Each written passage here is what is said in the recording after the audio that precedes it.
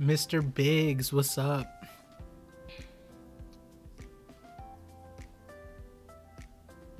Demolus. Hey, how we doing?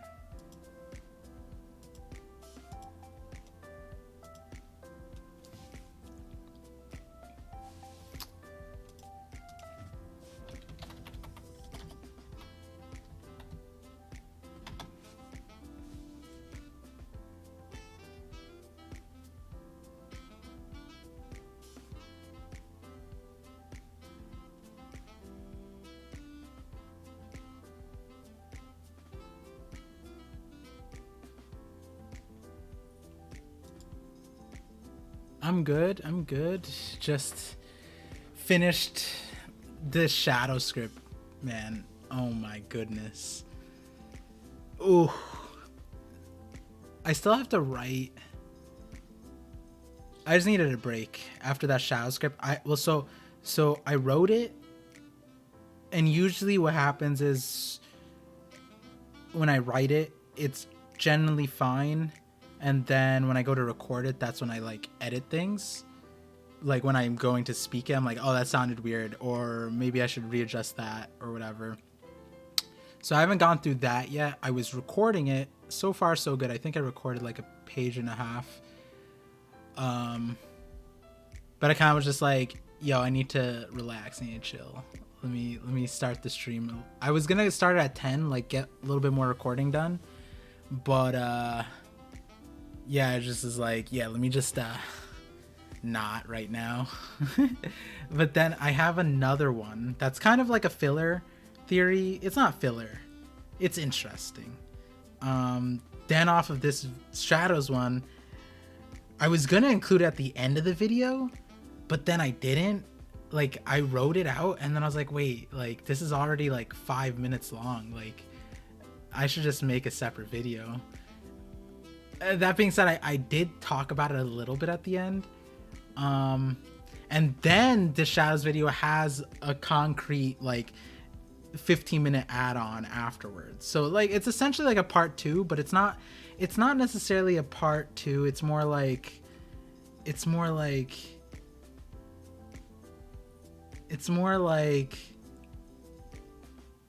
holy shit, kind of like this shadows video is just nonsense. I'm gonna be honest with you, it's absolute mayhem. It's crazy and I love it. That's my 2 cents of it all. It's pretty wild.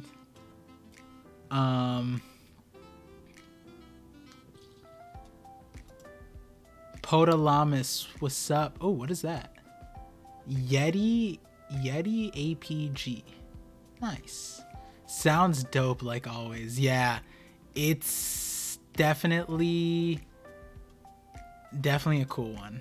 I can't wait to share it. My plan is to basically, stream talk probably afterwards. Like the other part of streaming right now is like I'll warm up my voice, get more relaxed, I guess. And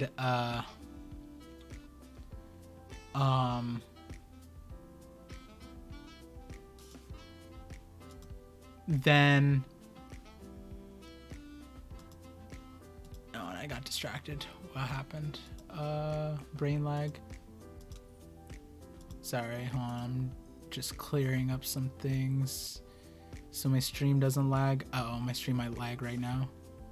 Uh-oh. Ruh-roh. Technical difficulties.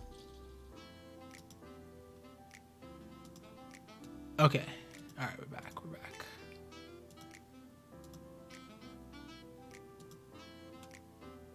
We're all here for the ride. Emiadot, what's up?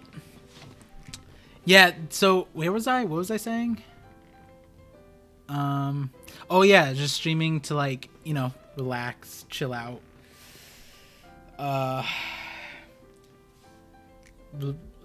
Rest my voice. Not rest my voice because I'll be talking the whole time, but kind of just like preparing the voice. So maybe after the stream, depending on the stream, like after the stream, I'll probably try to finish all of the recordings. I was thinking maybe I could do one of the videos as live recording, because it is a filler video, so it's not going to be like to you guys it'll be interesting, but it's not necessarily like, you know, go out of your way to watch the whole YouTube video. But what was it, the so there's 4 videos. I'm gonna try and record 3 of them tonight. Try to make the shadows one tomorrow morning, and then Monday and Tuesday I'll be busy, so I'm gonna try really hard to get those 2 videos prepared to drop Monday and Tuesday. That way I can get the 4th video ready before 10:48 drops, so then I drop it on Thursday. Maybe I'll stream Wednesday, Thursday, and Friday. All right, cool. What up, Time Lord? Hey, Hutalia. Hey, Par, do you have a video about what Luffy Roger's dream is? You know, it's crazy that I have all these all these videos, and I don't have a video script prepared on that. It's my hope is through making some more of my videos, I will come across something that leads me there. But I'm not like actively thinking about that one, because that one is more like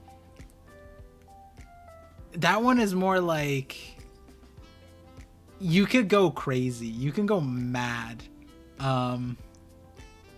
like trying to figure it out, and there's not many clues about it, you know what I mean? And Oda did that intentionally.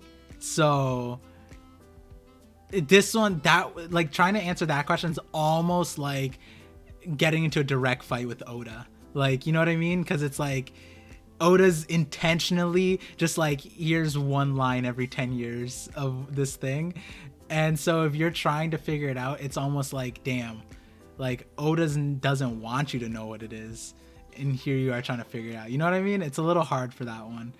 I mean, I love the background music. Yes, this is one of the themes, honestly. So Sakura Girl is the two of the songs. One is the Jazzy Night, and then the other one is like Happy something. What's it called? Let me double check. Sakura Girl, Pancake.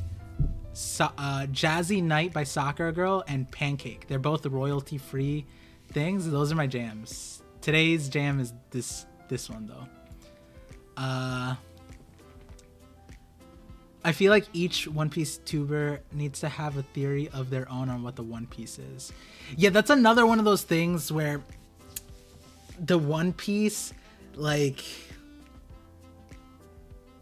I have an idea, and I think it's in the community, but I came to it completely separate from everybody else. And meaning, like, I don't know what the logic was. I forget who was it, O'Hara, that has like the like sake, or there's like another person on the night, the banquet. There's a lot of those theories. I came to, and I'm just saying this because like I'm not like super tied to this idea, but like the sake thing kind of makes sense to me. It like, not that it's the One Piece, I don't know, but Oda did say it's not just like the power of friendship. There is something concrete there that's like a treasure. But the thing is, like, the sake part, I don't think of it as like the One Piece. I think it's involved at Laugh Tale though. I think there is probably like sake or something.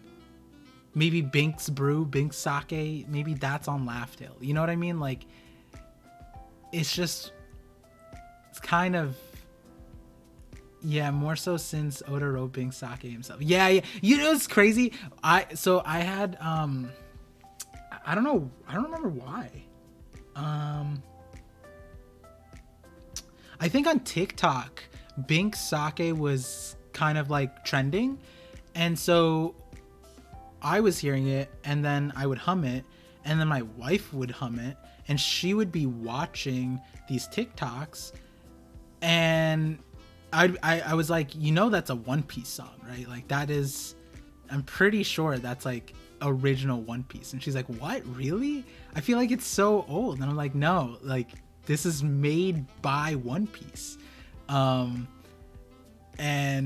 she like researched it, and she's like, no, it's like an old song for pirates. And I was like, I'm pretty sure that is the description of it for One Piece, because like, and so she spent like 20 minutes or 15 minutes like looking at it, and she's like, I think you're right, I think this is a One Piece song. And I was like, yeah.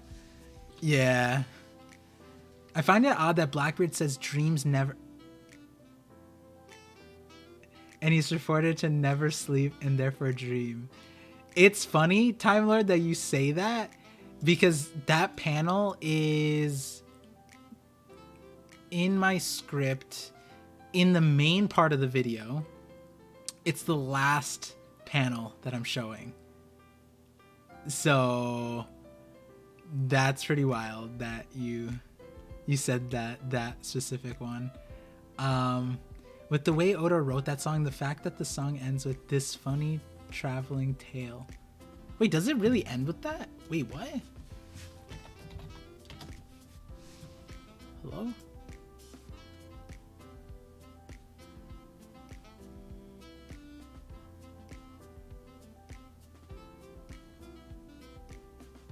Oh yeah, our funny traveling tale. Never ending, ever wandering, our funny traveling tale. Hatenashi, atenashi, warai banashi.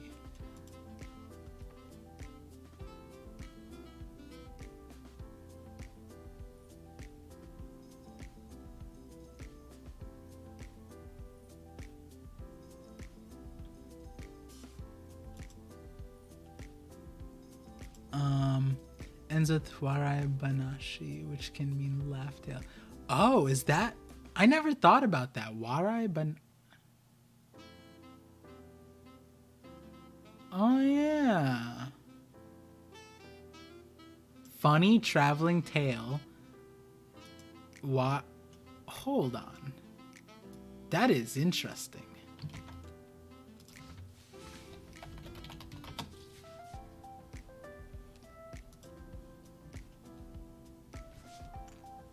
Also, oh no, it's gonna be one of those days. I thought I'd be okay because I closed out some tabs. No. Okay, give me 1 second. I have to cut some losses. I have to close out on some things if I want to survive.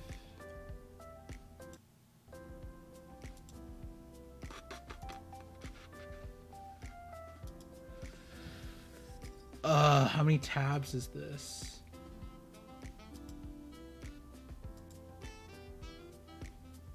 Okay.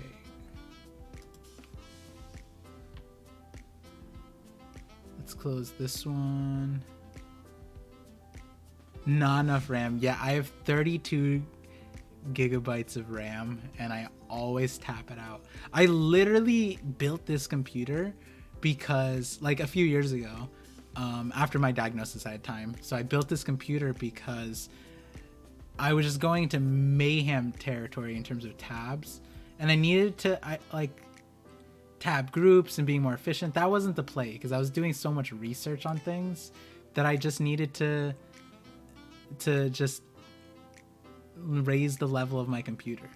And now the solution could also be I have a second computer here and I'm just too lazy to set it up. So like what I should be doing is I should have all my Google Docs open. Google Docs take, at least mine, they take up so much data because like this one is 17 pages, another one's like 26 pages. I that one I closed, but then there's this one. I have so many Google Docs open for scripts, and then this is all just like the One Piece related stuff that I have a whole other tab section related to like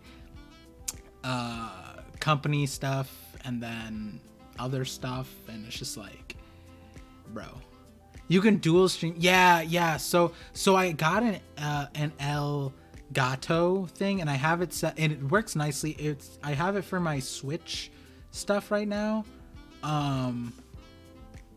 but I'm thinking about just offloading a lot of like my typing stuff to a second computer, like the Google Docs, and probably like my personal stuff. Like I can take that off of this computer probably. So I'll figure it out. I just gotta be not lazy, and I gotta be on top of my shit, you know.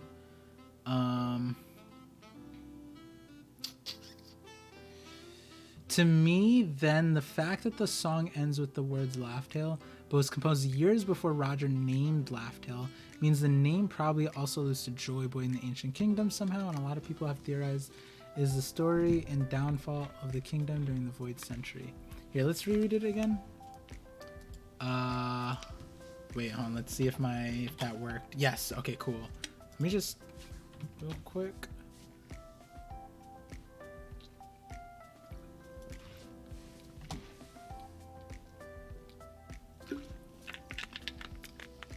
Warai Banashi, laughter story or laugh tale. Interesting. So I'm looking at this because the I know being sake is super important. I know that. But I guess a little tease into one of the videos I scripted. Or I haven't exactly scripted it yet. I did, but like I'm still thinking about things. Is about the Void Century. The video might even be called like, this is what happened in the Void Century. Like, I'm low-key kind of confident. I'm not sure. Actually, I'm not sure. Let's read the Bing Sake. Okay, going to deliver Bing Sake. I'm not going to be singing it. Following the sea breeze, riding on the waves. Okay. Far across the salty depths, the merry evening sun. The birds sing as they draw circles in the sky. Okay.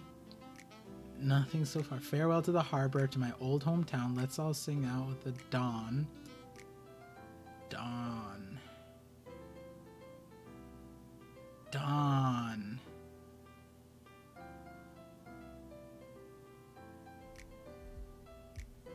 With a dawn. What does dawn mean? Like, not dawn, like D-A-W-N. What is this? Dawn. I'm assuming it's this one. This part? With a dawn. So is this dawn? No. Wait, is this dawn? There we go, that's dawn. Okay. Justin Carlos, what's up?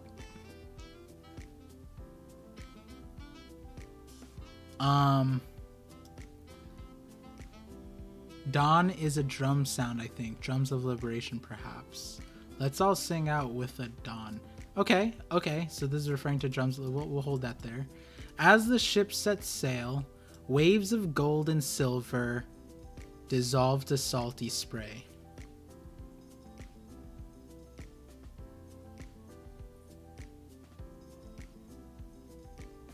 Waves of gold and silver. Interesting.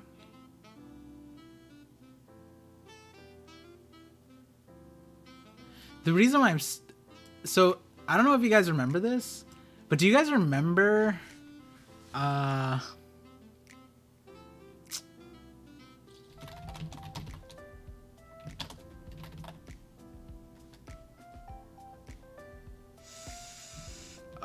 what was it called? What was it called? It's not Rainbow. Is it Rainbow Mist? That's not it. No. Rainbow Mist was the non-canon thing. I have to reread this. Like, this is anime only. Like, I completely don't remember this, even though I should have watched it. Was Rainbow Mist is apparently like is a mysterious fog that puts them in a gateway to another dimension. I like remember it, but I don't remember it. Gold Roger and Silver's Rayleighs.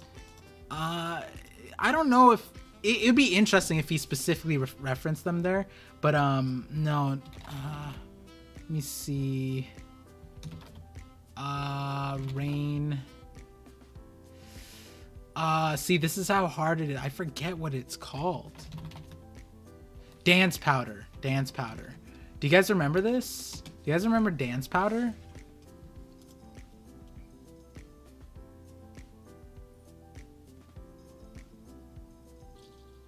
Dance powder is a green powder that is used to make artificial rain. It is a powder that brings both happiness and misery at the same time and is one of the central focuses of Alabasta. The main raw material to make it is silver. Just thought that was interesting. I don't think a lot of people remember this. Dance powder was created long ago by a country that had no rain. Ooh. Wouldn't that just be Alabasta? Original creators of this powder called it dance powder because it would make them dance with joy with all the rain it would create. Despite the rain it created, however, the powder unfortunately caused long periods of drought in other countries.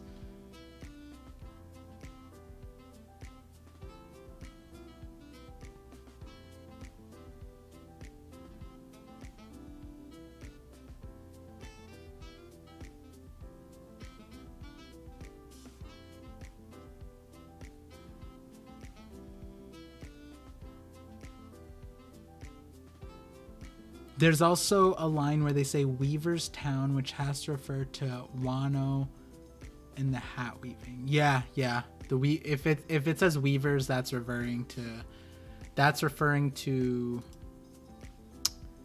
the Kozuki 100%. 100,000%.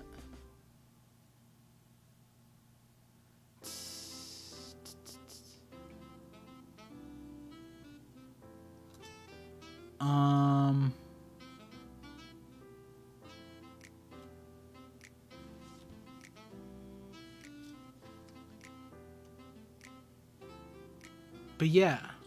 Okay, so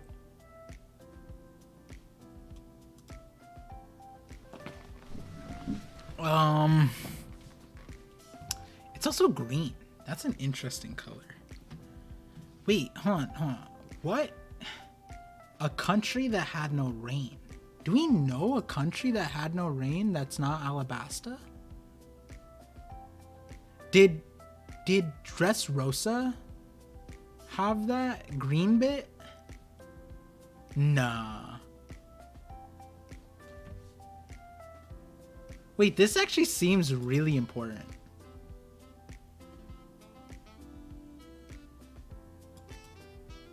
Wait, now that I think about it, it couldn't be Wano, right? Wano had gold. Was there a country that had silver? I don't know. I don't remember any countries that had silver. Was there silver mines? Silver mine. Okay, wait. Silver mine. Non-canon, deserted island in the New World. Dance powder, weather island, Nami's technique, so many dots to be connected here. I mean, yeah, the thing is though, it wouldn't make sense if the weather islands or like sky islands made it because like they're on top of the clouds. They shouldn't be expecting rain anyways. They don't need rain, they need land. But yeah, okay,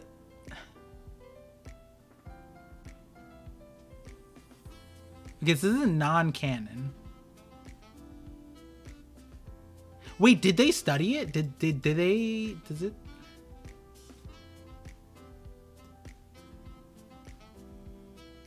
Did they mention dance powder in Weatheria?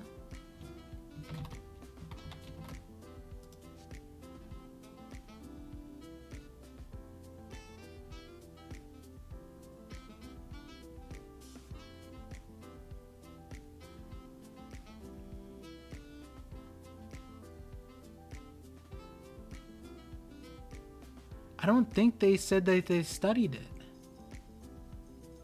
Did they? Hold on.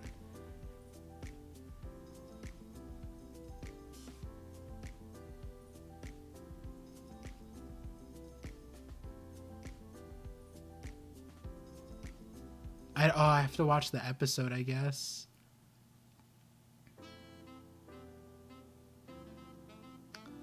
Because it seems like they have other means to make it rain. Ones that, like, because dance powder, because dance powder had the negative side effect of causing drought elsewhere. And it didn't seem like, that's a huge, what's it called? Downfall. So, no pun intended, or pun intended, but, it wouldn't feel like Weatheria's vibe to go around doing that. But though in terms of business, that'd be smart, right? Like to go here, fix the drought, make it rain, and then cause droughts elsewhere, because then you'd go there and then solve the drought problem everywhere you go. And then they wouldn't know that you're causing the drought. You know what I mean? Like, that's honestly genius. I don't know why Crocodile didn't do that shit, right? Like, just go country to country, just rob them of their thing and offer them dance powder. What if the country that had no rain was just an island with a permanent after effect of the Mera Mera no Mi or the Pika Pika no Mi? Because they're making it always sunny and dried out. So we wouldn't necessarily have an example of that, right? Like, that's hypothetical. I don't think we know, besides Punk Hazard, but they can't be it. And they said a long time ago. I like how Raijin Island is mostly like an awakened knowledge room. Punk Hazard half. Oh yeah. So I'm just trying to think, do we know any of the history of any of the countries that had droughts? And the only one I could think of would be Dressrosa, but they never really told us about a drought. And Greenbit is an interesting place. Greenbit.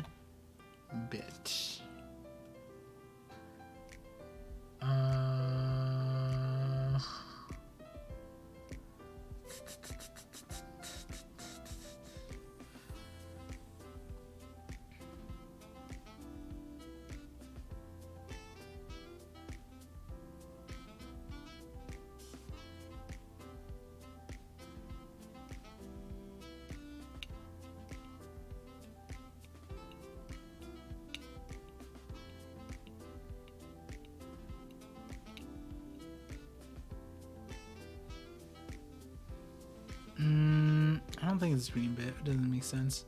Heartwing, what's up? Yeah, we out here. Yeah, that's an interesting, because okay, so the reason why I'm also focused on this is because I feel like, and right now I'm in this whole like lore thing, like what happened in the Void Century, like what happened in the past, the country's histories, like that kind of stuff. But also the fact that it was made by Silver, like considering Wano's the country of gold, and then we have like the Emerald City, and like Wano's also Sea Stone, like, and this is Alabasta, that last mentioned dance powder. It's interesting, since we're gonna get another conversation about Alabasta soon.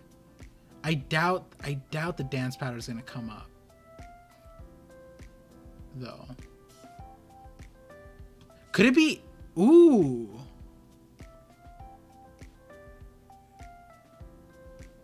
On top of the red line?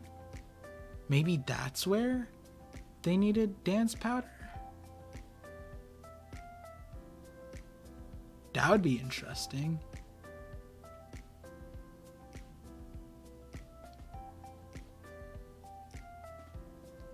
If Noah's Ark is in series, what if it's waiting for a period of time where the dance powder is spread around the world and causes a worldwide flood? Time Lord, I don't know if you're here for all the conversations I had about floods or if you saw them, but that just made me smile. But it made me smile because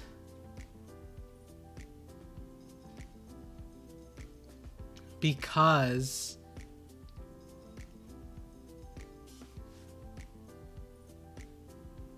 I might have a variation to that idea now. So we'll see what happens with that. Honestly, I need to look at Alabasta way more because it's like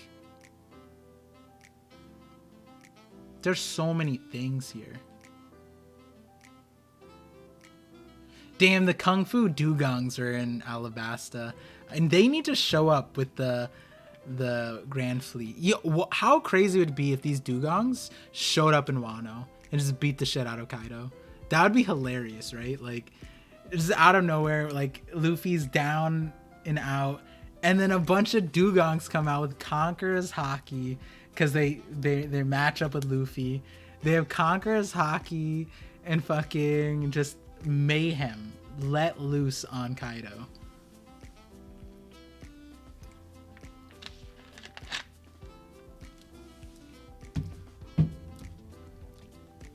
I don't think... Oh, you weren't here? Okay, so the flood stuff is... I was talking about it in relation to the Rogers Pirates because all of them seem to be preparing for flooding. All of them, except for Buggy. Buggy's just Buggy.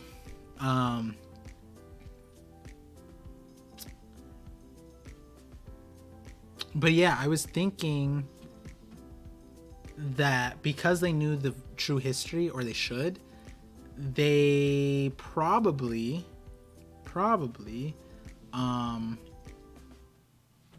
chose what they're doing in the new age very specifically. Crocus is in a whale, Rayleigh's coding ships, and part of my Shanks theory is that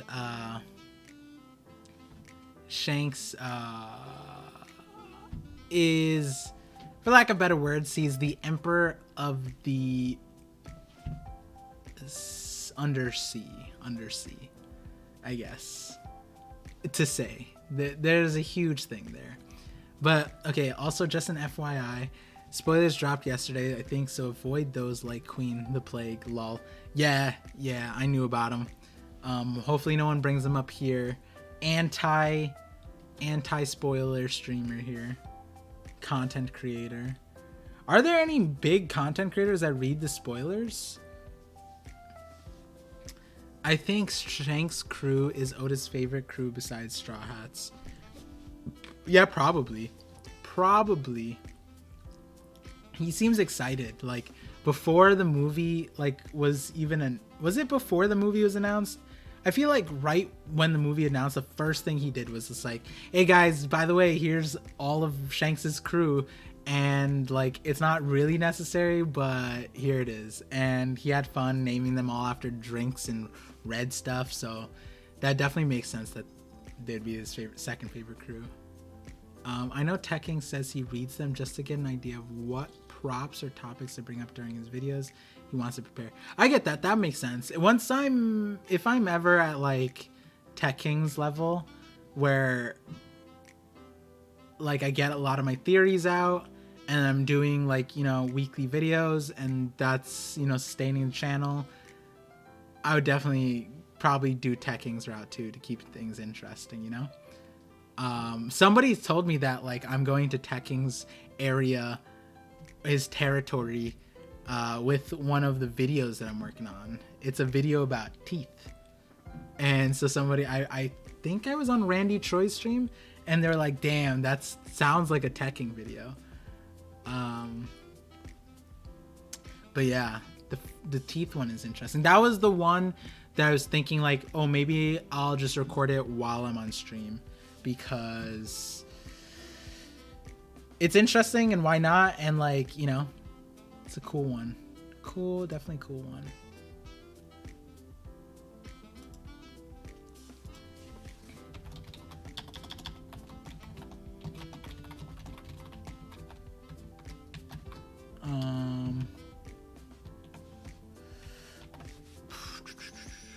About what? Teeth. Yes, teeth. Is this interesting? Is that piquing your interest?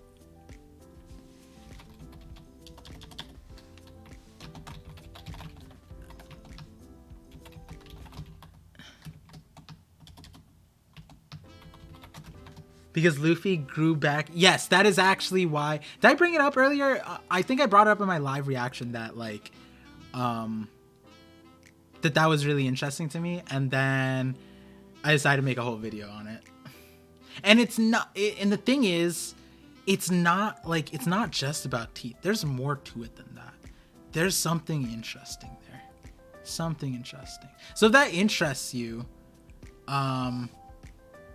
I could probably record that soon. Let me just, tweet out that I'm streaming, and then I always forget to just like post on my, my YouTube. I might as well just do that real quick.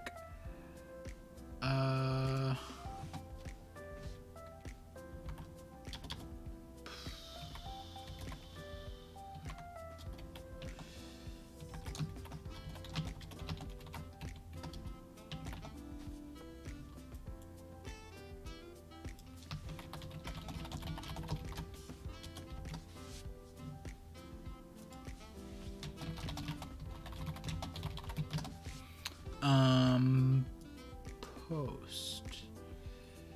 Okay, there we go. All right, did content creator stuff. Cool. Now we're back. Marshall D. Teeth honestly piqued my interest as well, especially he didn't drink milk to grow them back. Yes, that is the exact thing. I'm on the wanted list. Yeah, I don't know. I don't want to take the time to figure out Nightbot, and like I had it, but like for whatever reason it's just hard to like make him chill out. Make it chill out. But yeah.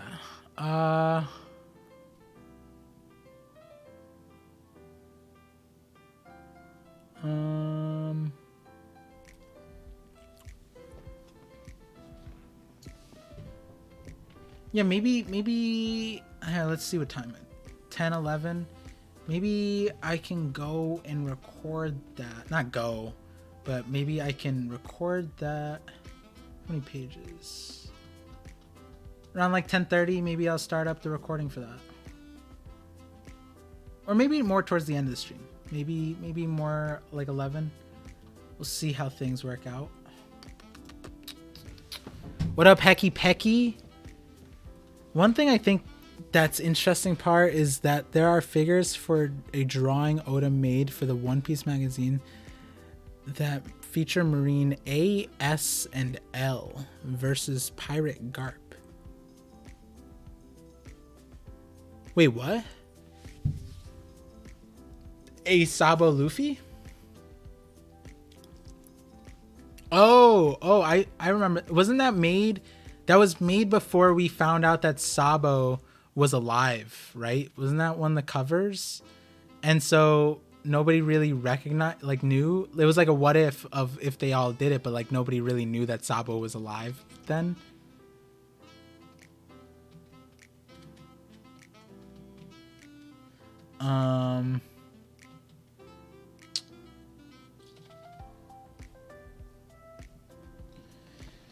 Yeah, so I definitely have to get back into the streaming thing because I like this last week I had an anniversary, so that shook up the weekend or week.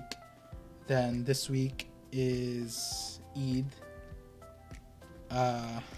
which I'm not very religious, but family tradition stuff. So I have to do that. There's the hi Boog. I was just talking about you. Yeah, so I have that this week, but I'm gonna get the videos out then. Hopefully after like this Wednesday, I can start streaming regularly. Like after this Tuesday, then I can start streaming regularly again, like maybe 3 times a week. I definitely want to. It's just like, and I'm thinking, keep this on the down low, guys. I'm gonna try and get Randy, Troy, or Brago on my stream. I'm gonna try and get Brago might be a little hard, but But I'm gonna put out the lines out there and see what I can get. Maybe even Joy Boy Theories. I want to get someone who I haven't talked to yet. The reason why is because, so I want to post my Shadows video tomorrow. I have to work on the thumbnail and the title. Oh, that's something I wanted to do for the stream. I wanted to go through title names, which is hard because you guys don't know what the video is like entirely about. But like, I want to go through chapter or video titles. But so my plan is to get this video out and then let it go for like a week, and then like get some streams going, and ask some people to their thoughts about it, review it, that kind of thing. Like Brago, Randy Troy, Joy Boy Theories, Artur. I want to ask him because he's super grounded in his like perspective. Like he's open-minded, but he's also grounded.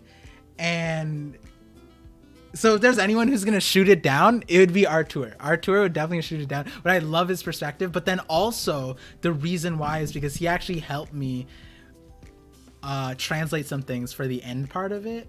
I want a Morge collab. Oh yeah, so I haven't been in contact with Morge. I sort of talked to him on Randy Troy's stream a little bit. Morge showed up, he roasted Hidden Island, and then he kind of left. But Morge would be fun. I'm starting to get my reaches out there. If the Shadow video drops and you like are in Morge's community area, whatever, try to get him on it, because he seems like a guy with crazy theories and he likes them and he sticks by them, and I like that. So like I don't know the raid fail theory in its entirety. I just know that he has it. I know some parts of it. I know the community took some extra things. I know that he still stands by it, that kind of stuff. But I just respect that, like, for so long he was able to convince people of his idea, and people are like, you know, support it that much. Like that's respectable, you know what I mean? So it's like I respect that. Emiadat, Eid Mubarak in advance, assuming we're not seeing you on Monday. Yes, you won't. I'll be posting on Monday, but I won't be here. Or I'll be trying to post on Monday, in the sense of like it'll be scheduled. I was supposed to do that this week. I posted 2 videos on Monday, and what was supposed to happen was that video, the second video, I was supposed to schedule it for Tuesday morning, but I just derped. So what I'm gonna do is I'm gonna try and post the Shadows video tomorrow. Then I'm gonna try and finish the 2 other videos and schedule them out to be Monday, Tuesday, because I'll be busy Monday and Tuesday. But yeah, so that's like the play. I'm trying to be, you know, more on top of this shit, and be more consistent and be a content creator. Also because I'm trying to get the sponsorship stuff, so I want to like prove to them like I got that consistency, you know what I mean? And I'm trying to get my views up. I don't know if you guys noticed, I've been playing with the thumbnails in my videos, and titles, and I'm trying a new strategy where I'm like, not necessarily clickbait, but I'm trying to go, I guess, the more, I don't want to say Ohara route, but like, you know, the bigger YouTubers. It's not like, I don't like necessarily clickbait because then it takes away from my videos, but I think I got away with words, you know what I mean? I would say an Ohara collab would be cool. Would love to hear both of your perspectives clash or come together. Ohara the Fox. Yeah, that'd be crazy. I mean, does Ohara do collabs like that? I don't think he does. He do? I don't know Ohara like that. But that would be fun. That would be interesting for sure. I'm definitely open to as many conversations as possible. Looking to get into the mix of things, if you know what I mean. But that being said, that being said, what was I saying? Was I saying something? Oh yeah, the sponsor stuff. Yeah, like I'm trying to get, because like these videos, you know, being reliant on like YouTube ads, like I'm really trying to get it self-sustainable where I can get somebody to make the thumbnails for me, and then because like right now the videos don't really support aren't sustainable enough where like I can reasonably consistently get thumbnails made, commissioned for every or created for every video.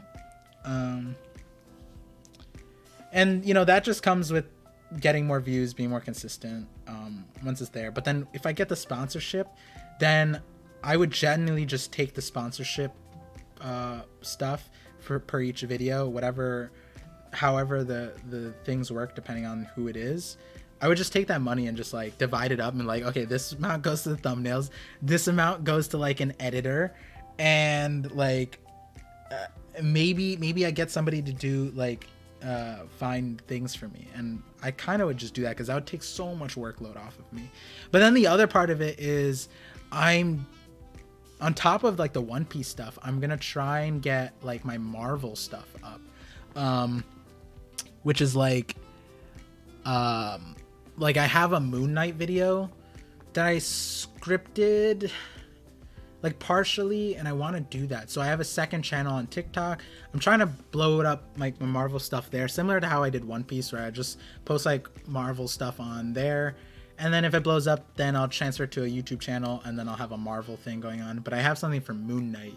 So Moon Knight, if you haven't watched it and you're in the Marvel world, Moon Knight is probably the best Disney Plus series. Like,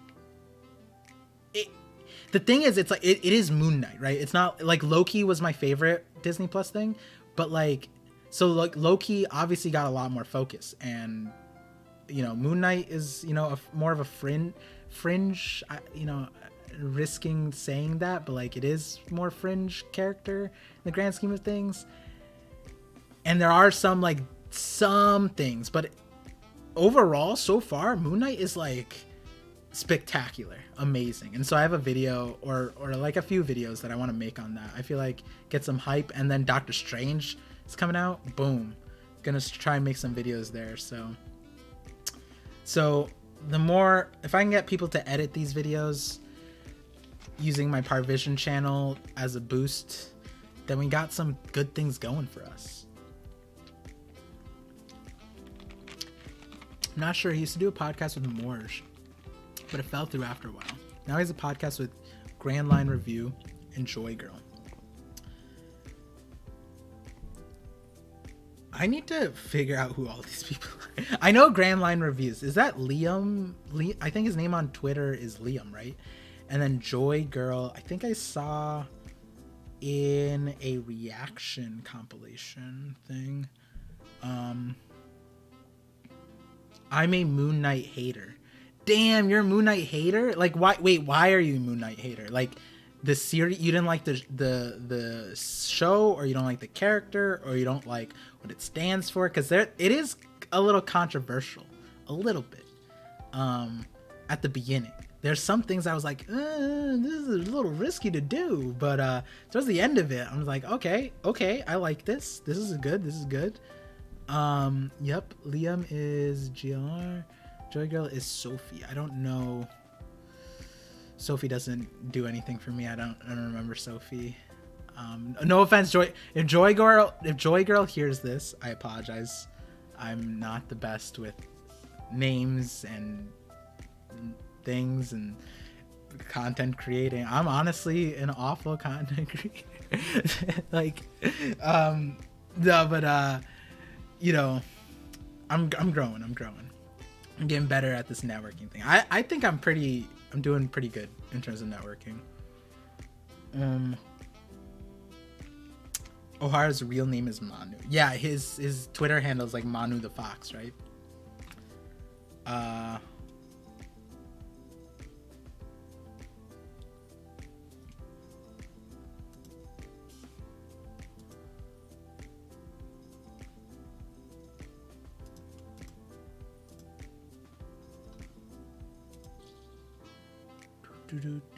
No, I'm just not invested in Mark or Steven. Ah, damn. Yo, I'm gonna be honest. Like, the show has literally so far, like, Okay. I'm gonna. This is my critical take, and I would make a video on this. Moon Knight is so disappointing. Like the superhero got to bounce for a bit. No problem. See you later, Time Lord. I watched until halfway of episode 3. Episode 3. What happened at the end? Okay, I think episode 3. No, episode 2 was the one where. So episode 2 is the one where I was like, oh god, this Moon Knight is so disappointing as a not a hero, whatever he is, as an avatar. He's just like, okay, so I think he was in episode 2 where like he had the fighting scene, and even as Mark, he couldn't like fly, he couldn't do anything, and I was just sitting there like, okay, Khonshu the god, the moon god, gives him this suit, and all it does is just like heal him and give him more durability and like what now, and healing, okay, the healing factor, cool, but like it's the moon god, like he can change the stars, but he can't fly. Like, oh my goodness. And like, so I was just laughing like uncontrollably. My wife was like, you're so rude, like not everyone has to fly. I'm like, okay, not everyone has to fly, but this is the moon god's avatar, this is all he can do. And it's just like, I could be the moon god, like I could literally, I don't know. But episode 3, I'm trying to remember. I would say Moon Knight, you know how like WandaVision, a lot of people didn't like the first few episodes because it was slow, but then once you understood what they were doing with the whole series, it was great. But if you were watching it week to week, it was probably difficult. But then if you were to watch all of it at once, it would probably like be amazing, right? Loki was one I think I enjoyed week to week. I don't think, because it was a lot of thinking in between. But that being said, I think Moon Knight is a better series to just binge watch. I don't think it's a great series to watch week to week. So I think this week is the season finale, or whatever it is, because it's the 6th episode, which is interesting because they aired Moon Knight during I don't know if you celebrate, but Ramadan, that's happening this month. And it's just funny because like Moon Knight and Ramadan's based off of the moon cycle, the full moon. But yeah, Moon Knight is definitely, this last episode, it was just like this is great. This is amazing. This is like the mental health stuff, the attention to details. There were so many like foreshadowing things. It was just like really well, what's the word? The progression of the episode was really good. Like how you learn things in that, like about him in the past, and wow. And honestly, they needed it to be that good because they were taking like a very difficult like mental health like topic of like the split personality stuff, and like how you go about that and address that. And that's a very like difficult thing because like they were like going on the like bipolar disorder and dementia and like whatever various like trauma stuff, but like they really did a good job in this last episode. Loki just confused me about the timelines. Loki was, in my opinion,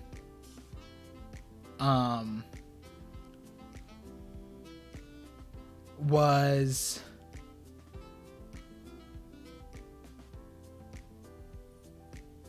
really, I'm glad that they did it because apparently Loki was supposed to be, so it's still supposed to be 2 seasons, I think. Oh no, it was supposed to be all at once or something, and then they split it into 2 seasons because of the pandemic. And then and like they were gonna put the timeline stuff in WandaVision, but I think they moved it to Loki, or they were gonna put it at the end of Loki and split it up and bring the 2nd season earlier. But I don't know what they did, but at the end of the day, it was really, really interesting because it set up so much stuff for the phase 4, like 1, 2, 3, and then also tied in some things from phase 3. And what's interesting is that they left it off at a part where you still kind of don't, because I think what they were trying to do is like there were like gaps in Marvel's phase 1 to 3 where about how Loki kept on returning. Every time Loki just disappeared and then came back, and we were just like, okay, cool, he's here. Like, we don't know how. He's Loki. That's what Loki does, right? But then we got the Loki, the Disney Plus thing was like the explanation of how Loki probably got back in these certain situations, and it's kind of like really interesting about what it's gonna do moving forward for sure.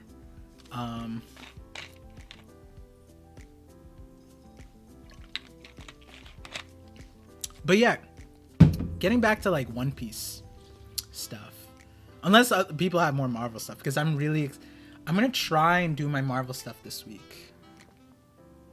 I'm gonna try. Maybe I can bring my mic setup. Nah, that doesn't make sense. Whatever it is, I'll try to do my Moon Knight stuff sometime this week too, on top of the One Piece stuff. But yeah, I'm gonna try and record the teeth video now then. Might be a good thing to do. And it's like 10:30, yeah. Unless I get distracted. I was not a fan of the kiss in Loki. Yeah, that was a toss up. I mean, it was interesting. It was predictable. There was like a few things towards the end that were kind of like, you didn't need to do this. I think the other part of it was like Loki's power is like so sporadic, where it's like in Marvel, he's not like super strong, but like he's also not like useless. But then in Loki, he was like out there lifting buildings and stuff. Yo, Matt Cypher. Yo, I have to get new glasses. Thank you for this 2 months. Yeah, I have to get new. These ones are just cheap ones I got on Amazon. But my wife says I look good in them. Nobody, like when I first got them, all my friends are like, but then it grew on them. And I'm probably gonna get like, cause these are blue filter glasses. That's why I got them. They're not like prescription glasses, but I'm probably gonna buy on like iBuy Direct or something. Like, actually, there was 2 glasses. I think one was called Vision and one was called Perspective, and it was just crazy because those are exactly what I wanted. And it was just like hilarious because at the time when I was buying them, it was when I started the channel, and so it was just funny, like part Vision, Perspective, just buzzwords. They look good, buddy. Thank you.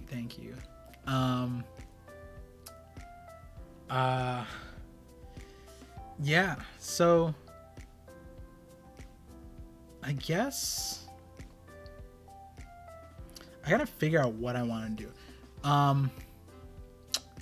In any case, like the main thing is like I was sitting here like at the end of the week, and I was just like, wait, I haven't streamed in so long. Did I stream last week? I did, right? For 10:47, and then that's it. Please tell me you got the Vision glasses. No, I'm gonna get them. I didn't, but I will. I just kind of like got distracted, and then these are just like doing it for me, and then yeah, now that I'm gonna definitely be destroying my eyes with my computer. I have 1, 2, 3, and then I'm gonna have a 4th screen right here. I'm just gonna be non-stop menace like with the computer in the next few months. But then again, I'm gonna be going outside. Like I'm gonna sign up for my boxing classes.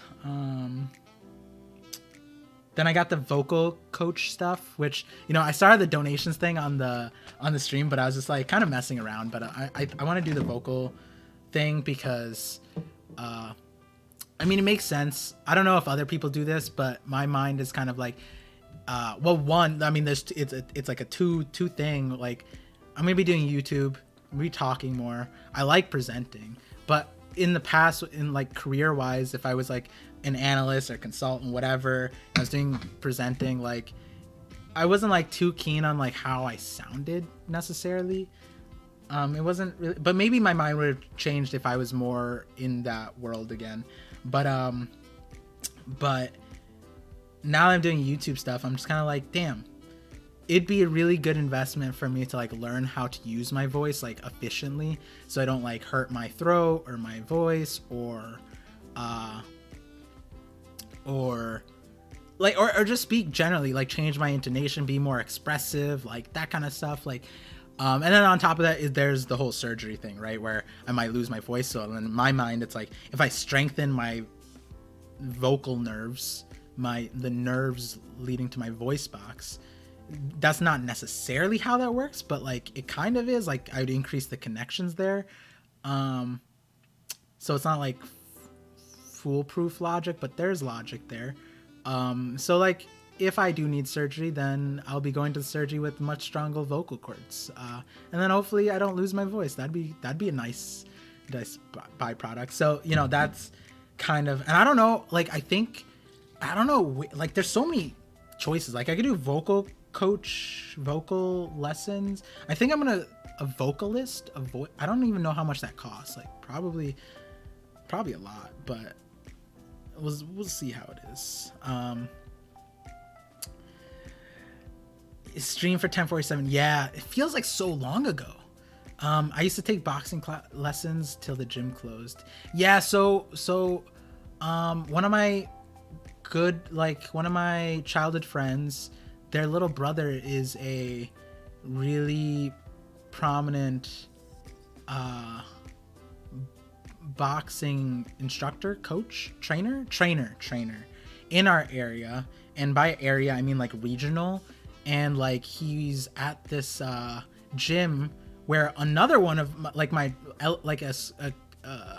childhood friend from like elementary school, he became like an undefeated boxer, like regional, and I don't even, maybe nation, like I don't even know, I don't keep up with it. So there's that gym, and they have a lot of people there, so I'm just like, damn, I'm gonna go through. And now that the pandemic's like more or less docile and I have the proper safeties in place, I could be more free with going to a gym and stuff.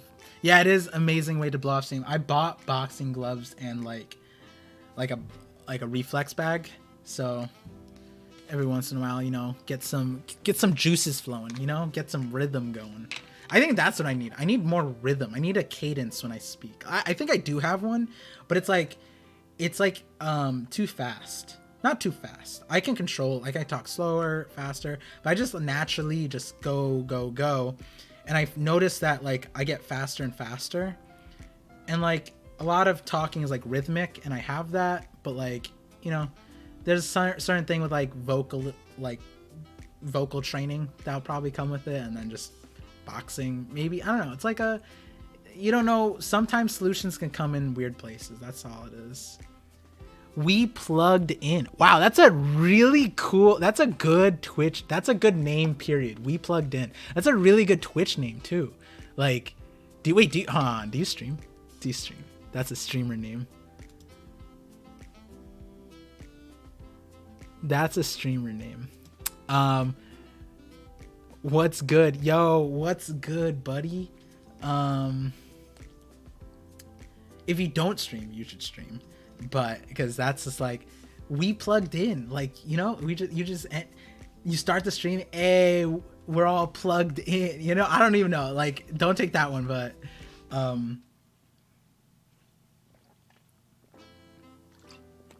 honestly, that's a good one to be like a moderator in my channel, like Par Vision, because like it's like Par Vision, and it's like, thank you for connecting with me, or like connecting with my vision, whatever. And then like we plugged in, like I don't know, it's just like, it's like a thematic. It's like if you never denied it, people might think that you were like just a a second account from me. Like it's like thematic, or maybe that's just me. It's like it thematically fits.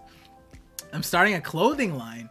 Ooh, is that like you have a website? You could send the link in the web if you have like a store or whatever. I'd love to check it out. I have a few merch stuff, not even just Parvision related, like my other company that's a non-profit now. We have merchandise too, so you know, I'm not necessarily clothing designer. What kind of thematic is your clothing? Is it like anime stuff, or is it like, do you have like your own style, unique art stuff? Coming soon. That's what I like to hear. When it's out, make sure you come onto the stream. And well, actually Nightbot might ban you, but like, wait, is it anime related? Because then it makes sense to put it in my Discord. You could put it in the Discord, like art creator or other creators, whatever it is.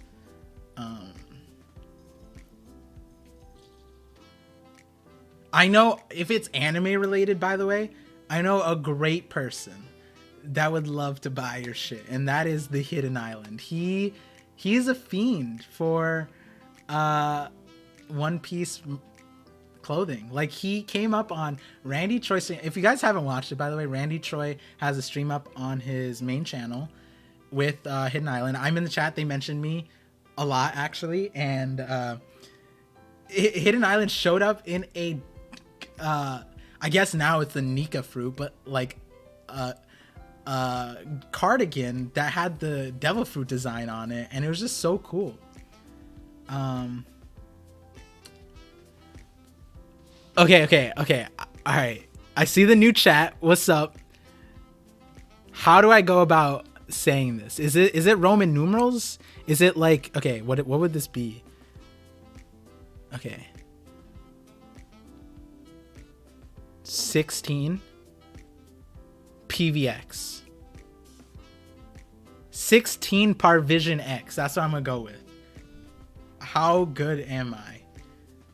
Wait, is that 16? V is 5, right? Yeah. 16. PV. P's not Roman numeral. PV has to be Parvision. We're getting we plugged in. We have Parvision. PV has to be Parvision. It has to be another account that I made. I'm just saying hi to myself at this point. No, not anime related, but that's a great idea. Yeah, I mean, there's so much anime. Hidden Island literally admit, like, he was scrolling on Instagram and he saw one of those ads on Instagram, and I think they scammed him. I forget. Like he bought from 3 different Instagram stores and none of them shipped out to him, and then one of them did. Like I would be like, after the 3rd time I wouldn't buy from an Instagram ad again, but he did, and he got it, and it was worth it, I guess, you know. Hey, thank you for the follow. I'm gonna go with 16 Parvision X. Thanks for the follow, bro. I don't call out the follows anymore, but I had to because, you know, this is definitely a fan account.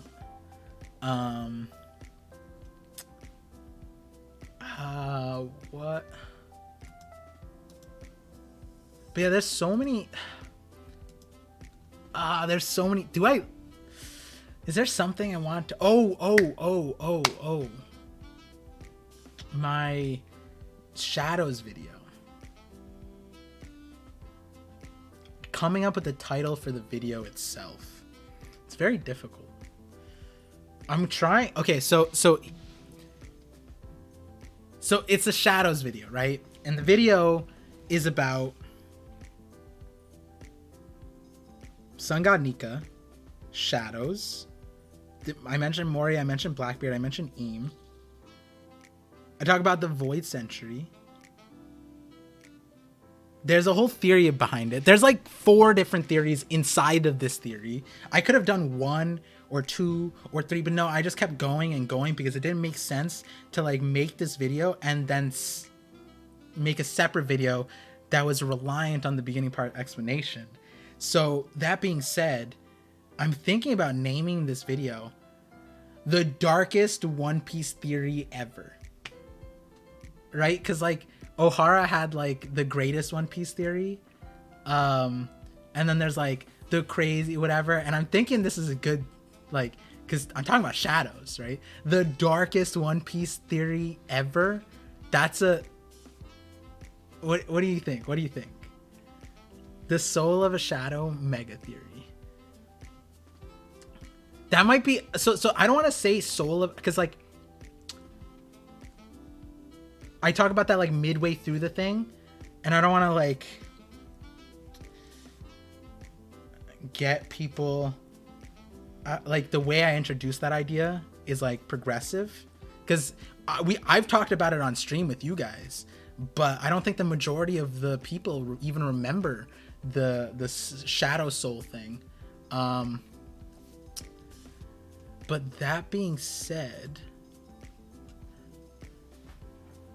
yeah, I mean, so that's what I was gonna do, like on the stream, was like with people, is like brainstorm ideas with that concept. This is a shadows video. It's talking about Sun God Nika, the powers that Sun God Nika has been showing, Moria, Blackbeard, Eam, Void Century, Gorosei, Devil Fruits, Whitebeard, and how it's all connected through shadows. And so I think it is appropriate. Like it's clickbait, because like when you think darkest, you're thinking like, oh, like this is fucked up, you know, like, so more people be like, oh, you know, people are fucked up. They want to know fucked up shit. That's how I see it. Like that's clickbait. People are drawn to drama, you know? So calling it the darkest, is that, but like, do you think I need to mention I think I do mention, I don't mention Big Mom. No, you know what I can do? I could just control find in this 15-page script. Okay, I mentioned Big Mom 5 times apparently.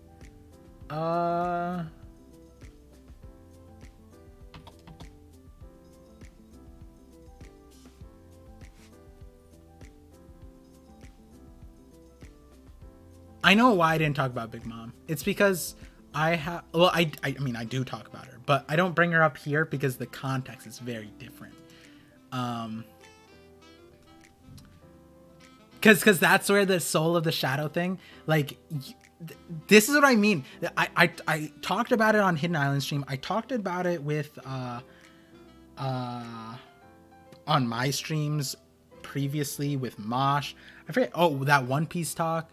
I talked about it with so many people, and I still told them nothing about it. I still told you guys nothing about it. So like the soul part of the like the shadows having a soul is honestly, it is a big part of it, but it's not where this video goes. It's kind of wild. Moria and Big Mom's abilities are way too similar, even though the fruits are different. Yes, this is true. And there's some thought experience, and that's why I didn't bring up Mom. Big Mom. Did I just say Mom?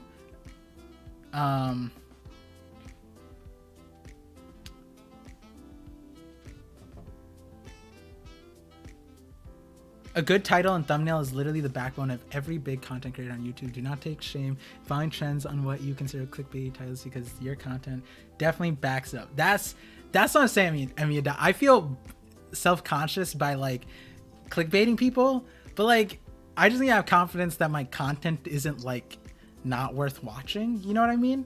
So I feel like it's fine to do this. Like, and it makes sense. Like it is technically, this is the darkest One Piece theory ever, because it's, but actually it could also be the brightest. It could be the brightest. Like that's the funny part where I'm saying it's the darkest thing, but by the end of the video, you're just like, holy shit. So white. I'm gonna say the word. Okay, this is a teaser. This is a teaser for you guys here.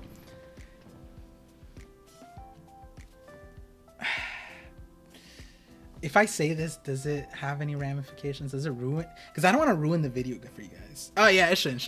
Okay, white sky. White sky. that is the progression of the video.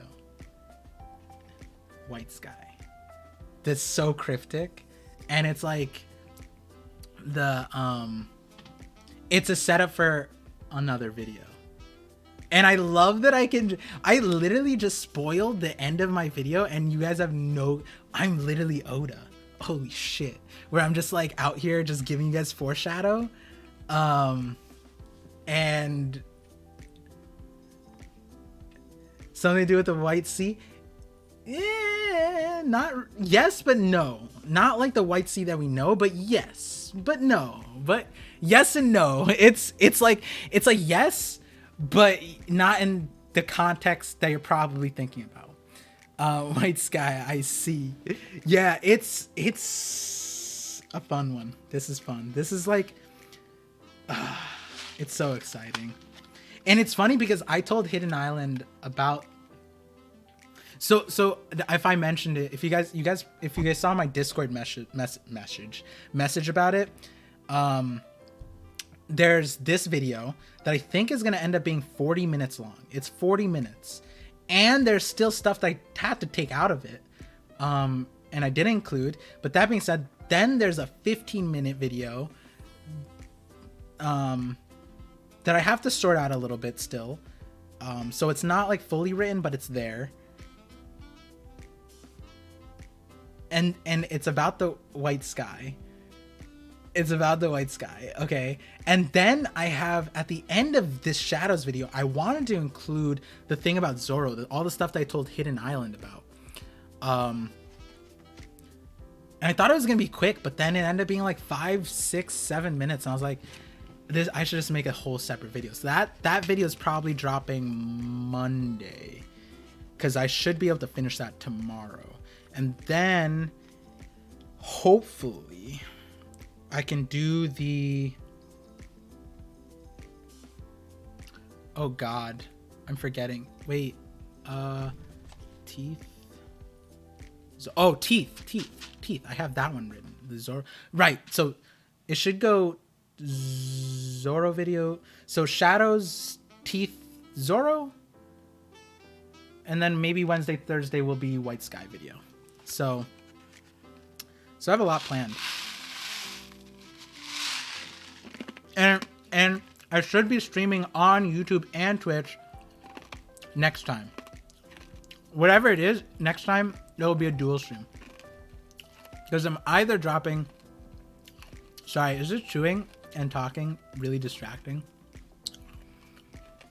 I forgot how problematic it would be to talk and chew. Nerds. And I shouldn't talk with my mouth like while I'm chewing. That's bad manners.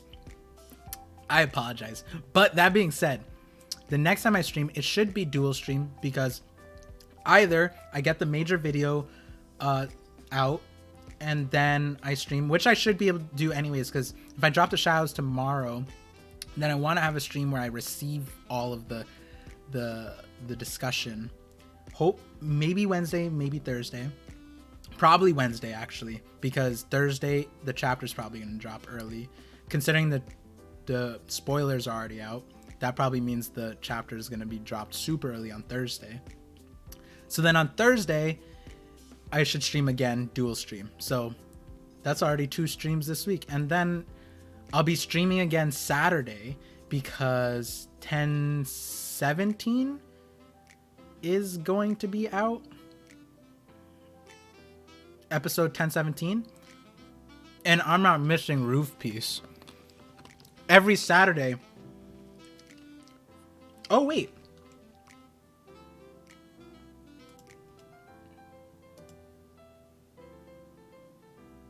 Isn't the episode dropped? Maybe I could watch the episode.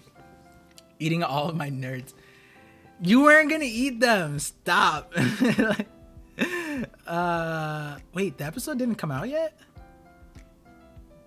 Oh, I had to watch Shikamori-san. Wait, what? Whoa, wait. There's not a... No way they did this.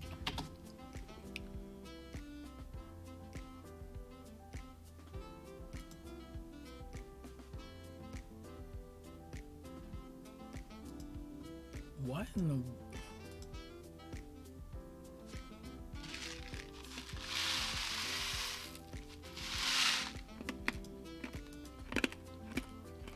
Oh, the episode did drop.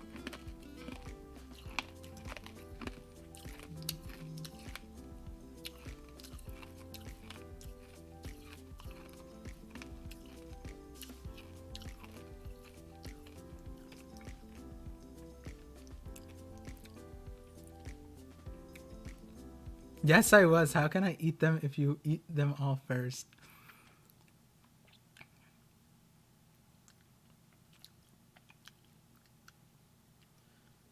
Oh my goodness. I opened this wrong. No way. Wait, hold on, guys. I always do this shit. They have a way to open this? Wait. Lift tab to open.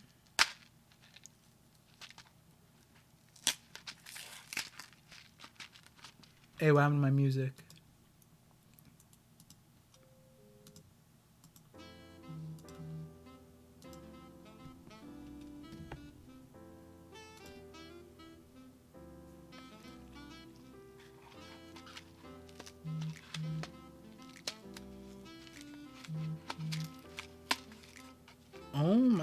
Oh my god, this is so much better than what I was doing. Sag? Wait, what does Sag mean? Oh god. Oh no, nerds are coming out. Oh no. Oh no. Technical difficulties, guys. Hold on, give me 1 second. Oh wait, it goes like that, and then like that, and like that, and then let's just rubber band this closed. Technical difficulties. He always steals the snacks I buy and finishes them before I even... Hey, whoa, this is a recent thing. It is an emote of a sad frog. Oh, right. I have better Twitch TV, but I don't have it on this Google Chrome. I gotta get that. Oh no, the nerds are coming out. This sounds hilarious on content. There's Okay, hold on. Now let me test this. Oh my god. There's just a hole that I had no idea about. And I can just close it. Oh my god.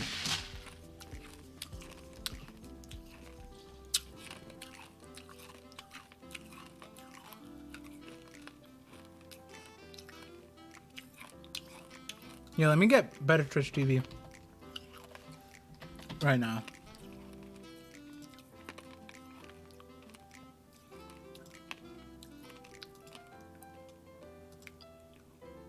You said S7 TV?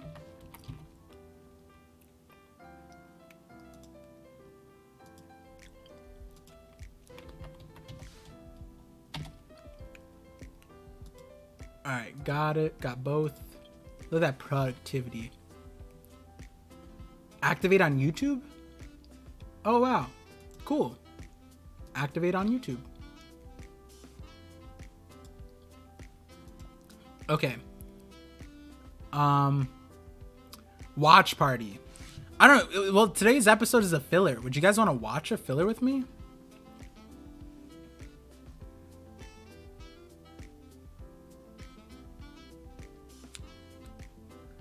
Remember the time I bought one of the huge, like, gallon-sized bag of sour? Okay, well, hold on. The Sour Patch Kids. Thinking it would be the...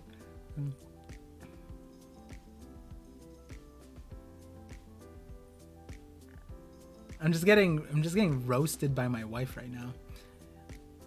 Exposed, not roasted. Yo, stop by to say what's up. Hope you're having a good stream. I am. It is. We had some interesting things. I'm trying to come up with the title. And Panda, if you have like if you have any input on this. Feels okay guitar. Wait, hold on. Let me refresh Twitch to see. Maybe the emote thing will work now. Oh god. Wait, okay. Oh yes, now I can see the guitar. Oh wow, cool. Okay, got it. Wow, this is a whole new world now. That being said, yeah, so my shadows video, I was like, I think 5 minutes into the recording, and then I just kind of got lazy. Not lazy, I was just like, I want to stream. I don't want to record right now. My plan is to, after the stream, to record. But that being said, it's a shadows video. It's about Sun God Nika, Moria, Blackbeard, Devil Fruits, Void Century, Gorosei, Eam, Whitebeard, and how everything connects with shadows. And so basically the question is what should the title? And so the title I'm going with right now, because I want to try this, would be calling it, because it's about shadows, the darkest One Piece theory ever. I got a title idea. This theory changes the light of all of One Piece. Okay, I'm gonna write this down. So I'm gonna write down mine, I'm gonna write down yours, and then I'm gonna think about them. Let me put this down here. Title names. Okay, and then there's mine. The darkest One Piece theory ever.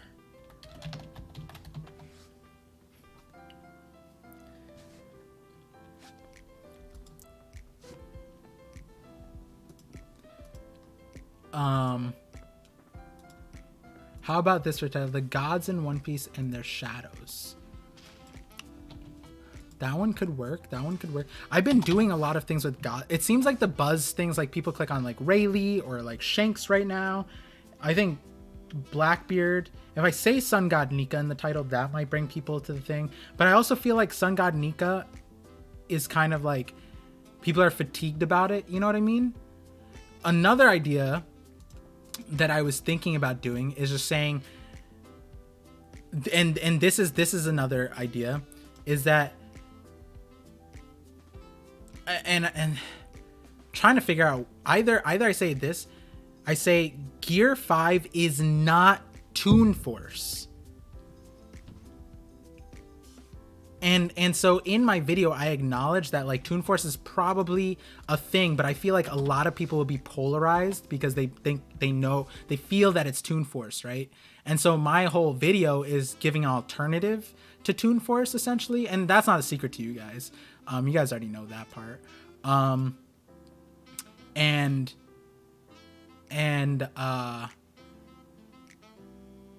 so that might get a lot of people, that it's like Gear 5. It's either, if I say Gear 5 or Sun God Nika,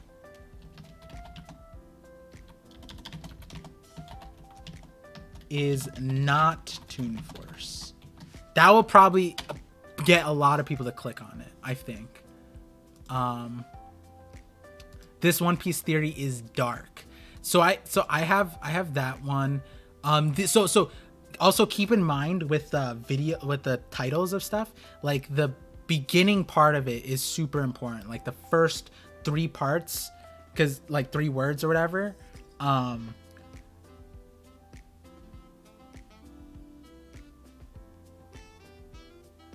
Okay. Do you think the world government would find out about Kaido's defeat? Oh, what's up, Ghost? Would find out about Kaido's defeat if they hear. Honestly, no, I don't think they would hear about it like that, but I think they'll know that Kaido's defeated because the CP0, right? They're probably gonna relay it. If it's not CP0, Apu is like playing all sides of the field, right? Like he wanted to sell the data, he like took pictures or whatever, and he wanted to sell them.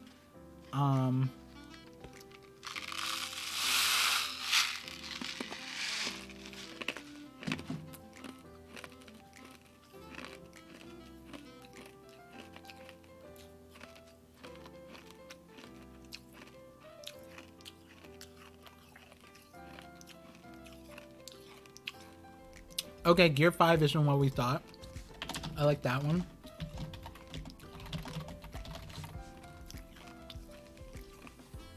need to remake the elemental hockey video stat.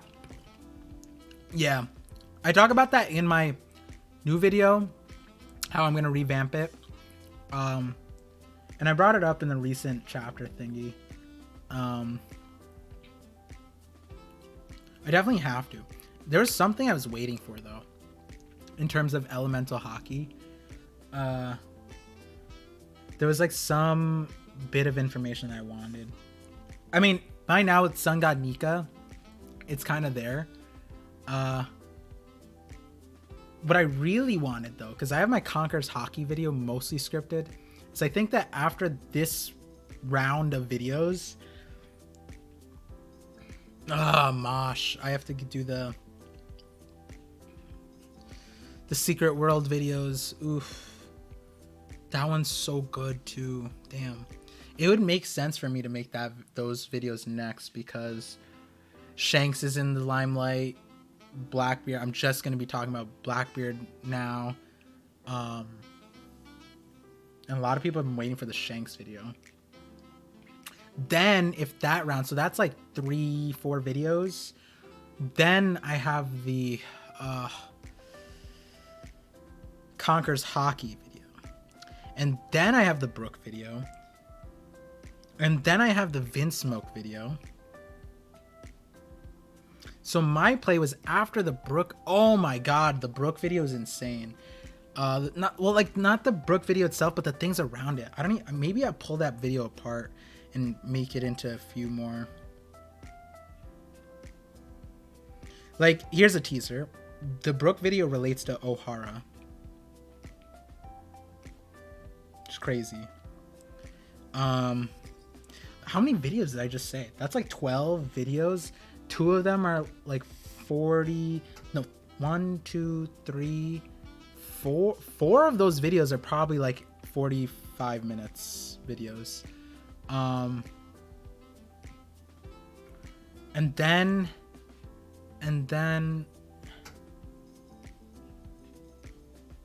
elemental hockey.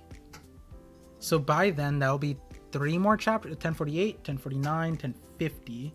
Then we'll go on break again. I'll probably do collabs around then, because it's break week. So I imagine Randy Troy, if we might set something up then. Maybe I'll do something else with Hidden.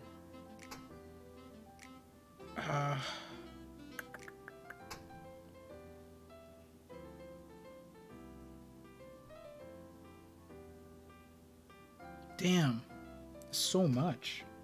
And then I got my Moon Knight videos. Jeez Louise. Yeah, this is why I need the sponsor stuff now. Like, I just told you guys, like, what, 16 videos that are like S tier in my opinion. Well, okay, not all 16. Like 6 of them are like S tier. Some of them are like A tier, but then even the ones that I consider like F tier, not F tier, like D tier, you guys end up liking a lot. Like the volume 50, raise your hand if you like that recent volume 52, the Rayleigh training one. Like, was that one interesting? Because like I can just pump, like, even if I don't have videos to go, like I'm so down to just reread the chapters, the volumes, and just go through them and make videos. Like that, it's just so much fun. How about this? Nika is stretching the truth about devil fruits. Raise his hand. Yeah, I like that one. Okay, this one, Nika is stretching the truth about devil fruits. So it might be a little I mean, pun intended, stretch, because like I think people are fatigued about like Nika. That's why I'm like, maybe I don't make it about Nika. But then in the thumbnail,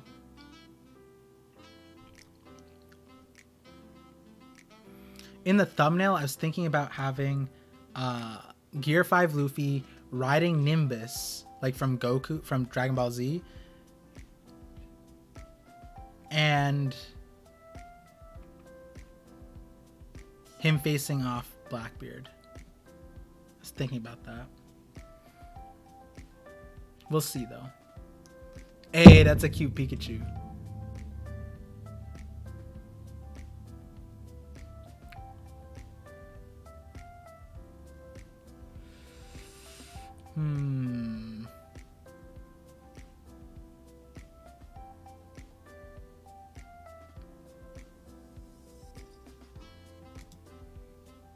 Let me see. Okay, hon. I'm gonna like quietly go through. I'm not gonna watch the episode per se, but I just want to see what it looks like.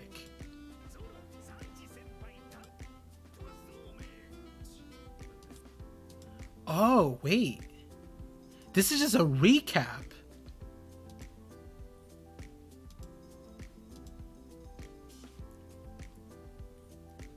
Oh my. Is there anything good in here?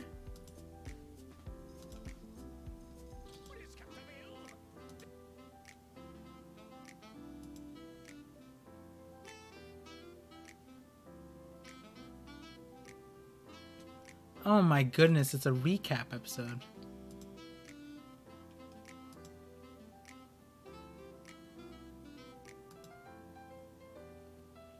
Oh wow. Twitter's definitely listening. Someone mentioned Joy Girl's name is Sophie. And here she is. My Twitter says suggested I follow. Cool. Will do then.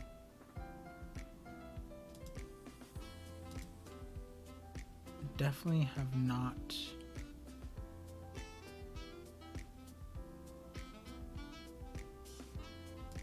Should probably check out one of her videos though.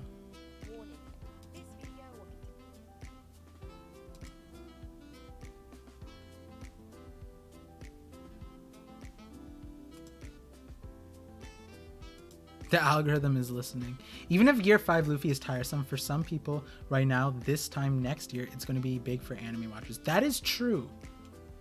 That is, oh, so that's I've been planning so much for the now. But that's a good point. That like at certain points in the year, like 2021, I should rename some of my old videos and thumbnails for anime watchers. Ooh, Emiya. That's like, put the thumbnail and put like episode 1015 or whatever. Oh my goodness. This is big brain. I should go ahead and do, oh, I don't know that episode's ahead of time though.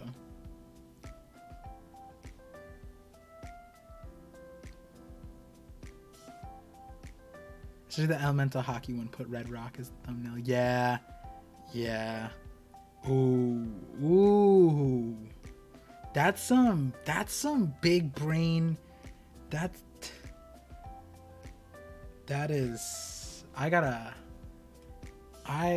do I gotta do? I gotta write that down somewhere where I'll remember. Alright, I know the best place to do it. Note to self. Rename old videos before 2023, or rename old videos like chapter reaction for anime watchers.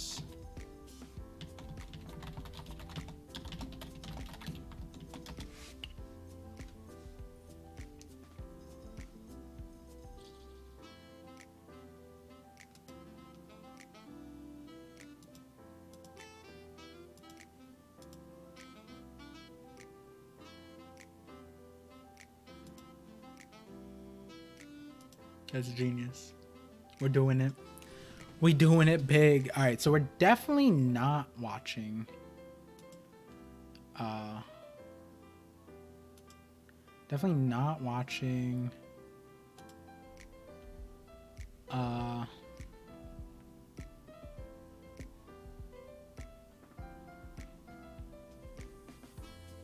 The new episode, because it's just redo.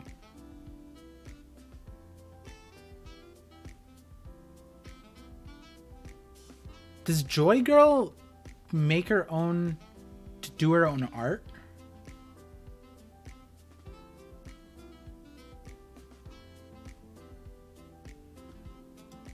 I wish I was artistically functioning.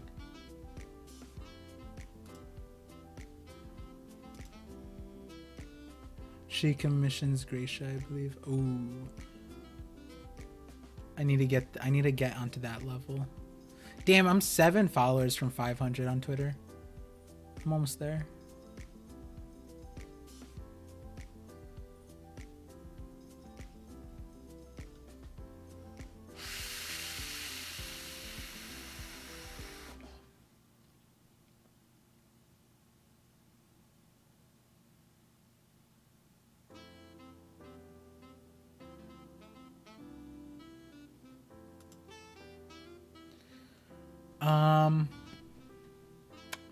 Okay, so then what time is it? It's 11:15. Then let me record my teeth video then.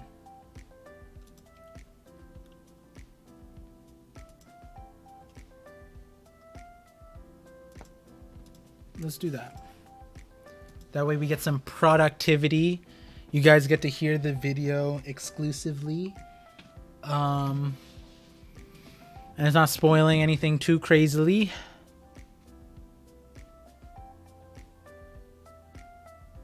Okay, maybe you guys might need to turn down your volume because I might be extremely loud.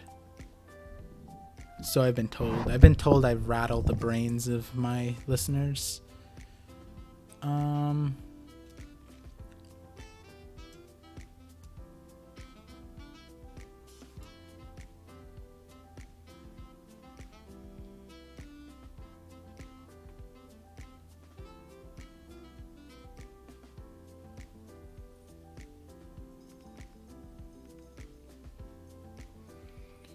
Okay. All right. All right, here we go.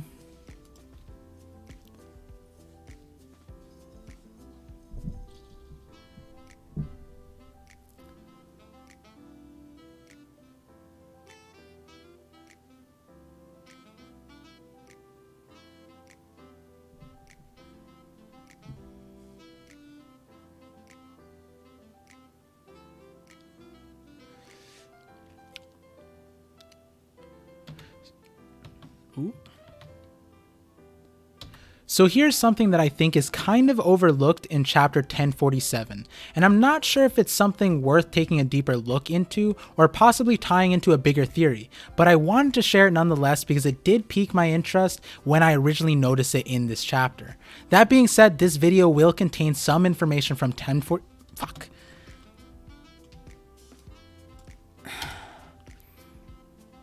I'm gonna try and be one take Andy. Let's go. What to say in this chapter? Ooh, I gotta check the audio's good. What to say in this chapter? So here's something that I think is kind of overlooked in chapter. This is going to be funny. Oh no. Chapter.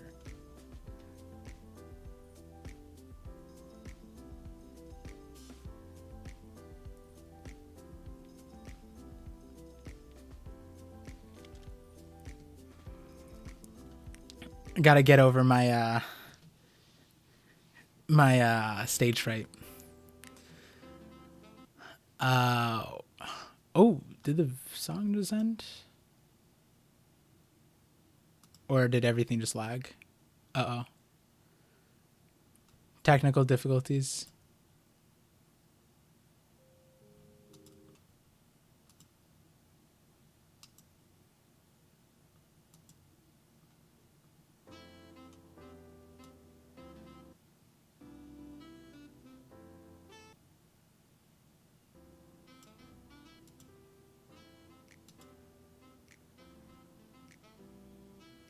You read a script, right? Yes, I do read a script.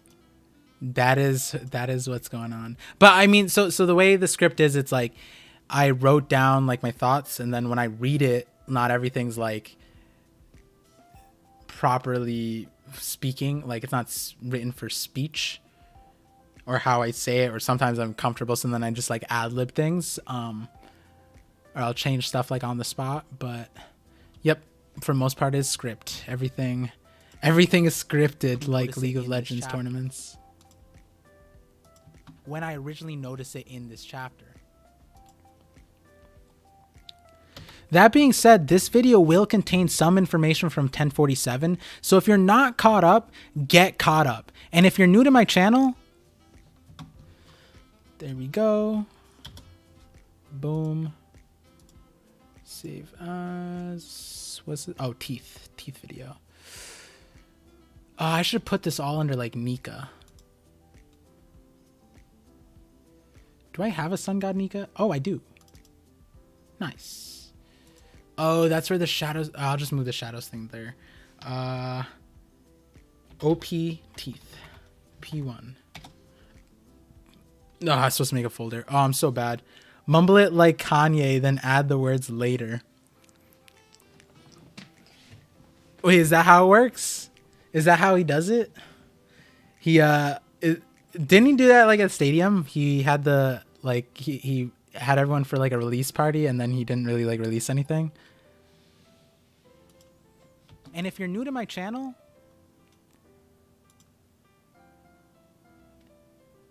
but yeah, Pin, P-Y-N, Pin 209, welcome to the stream. Or chat, if you're a lurker and that was a chat. Glad got you out here. You here for some exclusive Parvision video details. This video will be dropping probably Monday or Tuesday. Probably Monday.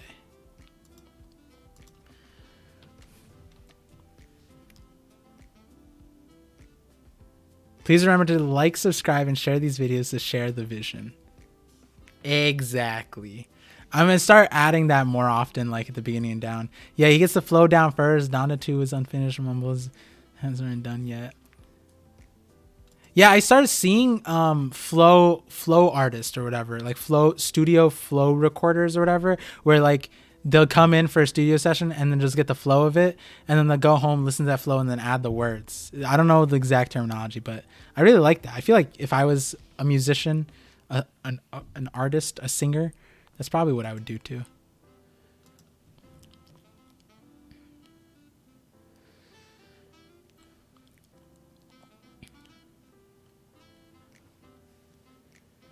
Okay, so the thing I want to talk...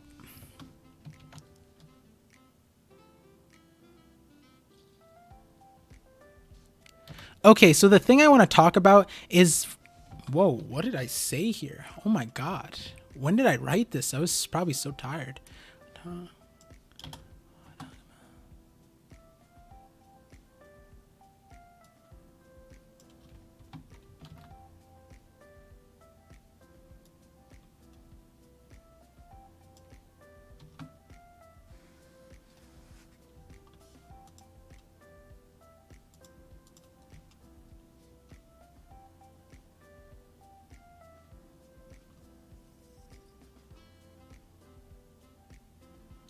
Oh, also you need to make teasers to release his YouTube shorts and TikToks.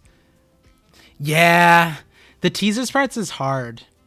So what I've been on TikTok, what I've been doing is just my tweets. Because TikTok likes reposting tweets, like that's really good for their algorithm. So I've been doing that. Once I get like an editor or somebody on board, I'll probably do YouTube shorts more often. Okay, so I want to talk about these panels from 1047. Luffy gets Destroyer of Death Thunder Bagwad, which is probably the strongest move Kaido has shown so far. The result of this attack on Luffy is that he gets a welt on his head, the birds are circling around and chirping, but also he loses teeth. That's significant to me because Oda actually made somewhat of a plot point emphasis.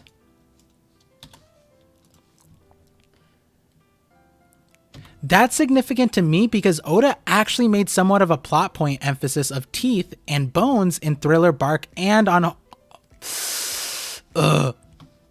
Whole Cake Island.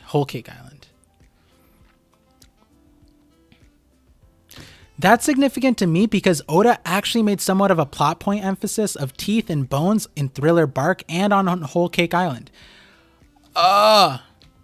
And on Whole Cake Island. All right. Let's shake it off. Wait, one take Andy. Come on.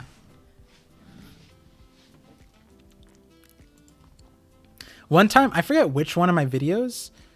It had to be the Robin video. I think I recorded that like one take, and it was really good. Not like one take, but like I kept on pausing and then, you know, one take each time. That's significant to me because Oda actually made somewhat of a plot point emphasis of teeth and bones in Thriller Bark and Whole Cake Island. But before I go back to those points, I just want to emphasize, Luffy has now fought and lost to Kaido several times on Onigashima, and not a single one of those times did Luffy lose his teeth. Even when Kaido landed the killing blow on Luffy in chapter 1043, Luffy's teeth remain intact.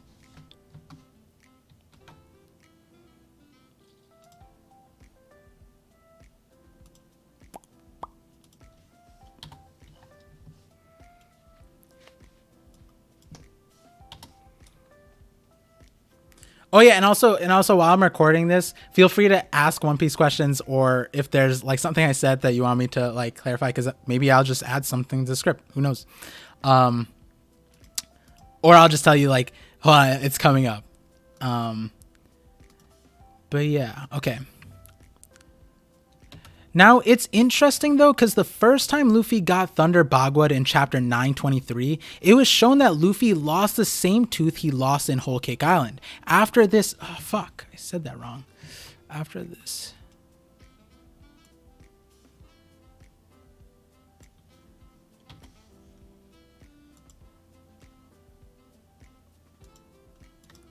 Okay.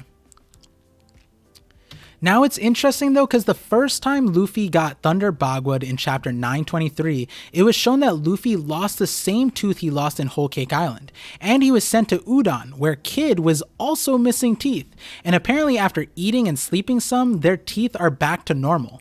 Now the whole... stretched...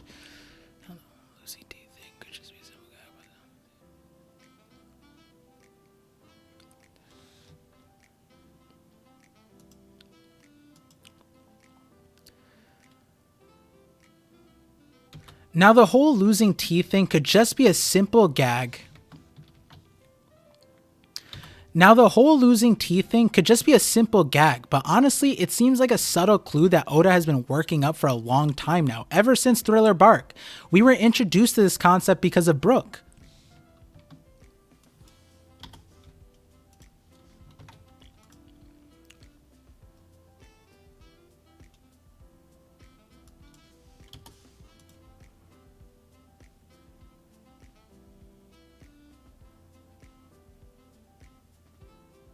Yeah, I mentioned Blackbeard, but I don't talk about it in detail. I just reference the theory about it.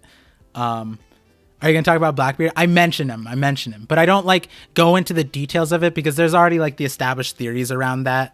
And plus I have like the Blackbeard video. I shouldn't say Blackbeard video, but like I have a video around Blackbeard coming out soon, and I don't really like, the thing is like there's so many things you can focus on with Blackbeard that the teeth thing doesn't really come up. But speaking of Luffy's teeth, One Piece red Luffy holding toothpaste and a what?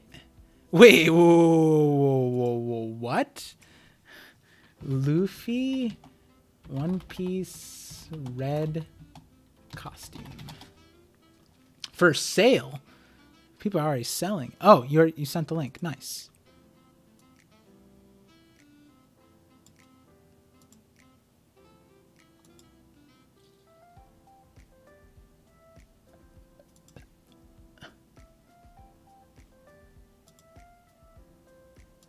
Oh, this has to be an ad. Because look, all of them have the teeth thing. This has to be for like some kind of ad, like some kind of thing like, hey guys, brush your teeth, like 100%. All of them. Right? Because they all have the glint, the little sparkle by their teeth. Damn, they didn't do it for Jinbei or Frankie?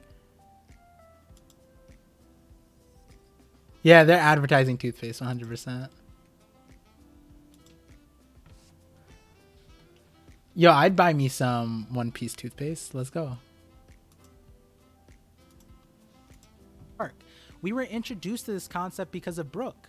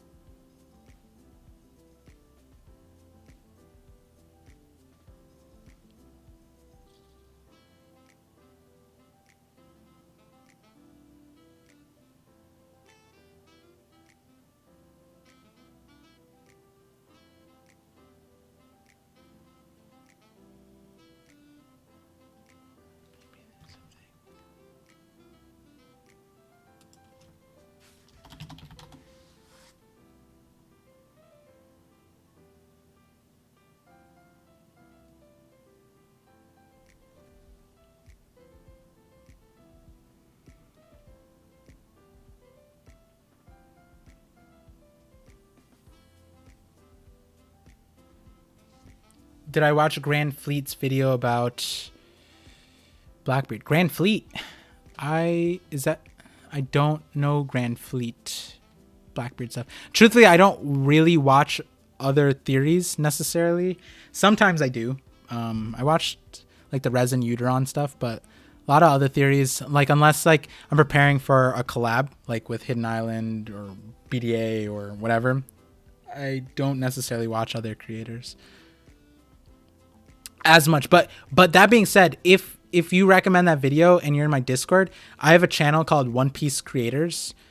Put it there because at a certain point I will be going back and watching a bunch of theories and reacting to them and seeing where my theories connect, where their theories are really dope, or like where there's like a disconnect, or like my takes on their theories, like that kind of stuff. I just figured it'd be possible interesting thing to do on stream or as videos. Who knows? Maybe on stream. Maybe I could do that on stream. We were introduced to this concept because of Brooke. Okay. Oh, I just realized you guys can probably hear him. You should do him live. Ooh. Yeah, I could do that. Probably, I would imagine by like end of summer, I'd be more clear out of like crazy theories, depending on my I still want you to react to this. Oh, the pirate. Yes. Okay. I won't do that tonight, but I will plan on doing. I will plan. Yeah, I will plan on doing. Why would that sound so weird? I'll plan on doing that in the like next streams. Probably even this week. He said he looked through every panel with Blackbeard and said there wasn't a clear pattern. Oh, that's interesting. Yeah, I mean, like it's definitely like, it's one of those things where it's like Oda is very particular about character designs, and it doesn't seem like something that he would just do haphazardly. Now, it could also not be anything, but considering like he made it a plot point in Whole Cake Island, which I'm going to talk about in a little bit, it's kind of like, maybe he's doing something with teeth. I don't know. And it's kind of like crazy, right? That you do a plot point regarding teeth in like a shonen thing where like fights, you just like lose teeth, right? We were introduced to this concept because of Brooke. Okay, there we go. The skeleton man who has his bones laid bare for us to see was in an injured state and claimed that by drinking milk that... Fuck. The skeleton man who has his bones laid bare for us to see was in an injured state and claimed that by drinking the milk in Moria's kitchen, he was healed, then saying milk can heal broken bones. Interestingly, Usopp claims calcium can't act that fast, and I just find it funny that Brook was also trying to steal salt. Maybe there's something with calcium and sodium? I'm not sure. Fuck. I tried to ad-lib there. Because like what I wrote was really bad, and so I was like reading it and speaking it, and I was like correcting it in my head, and I got fucked up. Maybe there's something.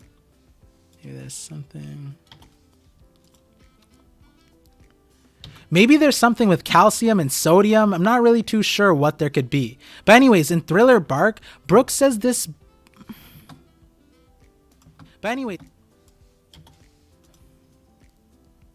But anyways, in Thriller Bark, Brooks says this, but still has a cracked skull. It's weird because Brooks' skull kind of magically fixes when Luffy accepts him into the crew.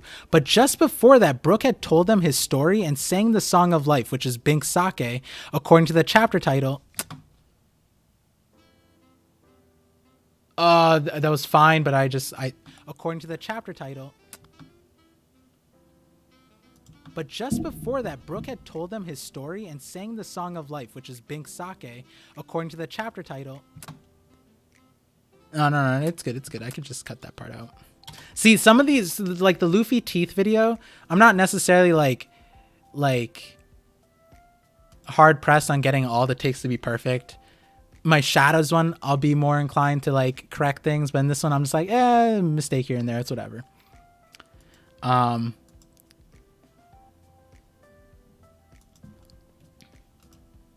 So maybe that helped Brook recover somehow. I'm not really... Fuck, I keep saying that. So maybe that helped Brook recover somehow. But what we do have is a concerted effort by Oda to show this tooth thing more clearly in Whole Cake Island. See?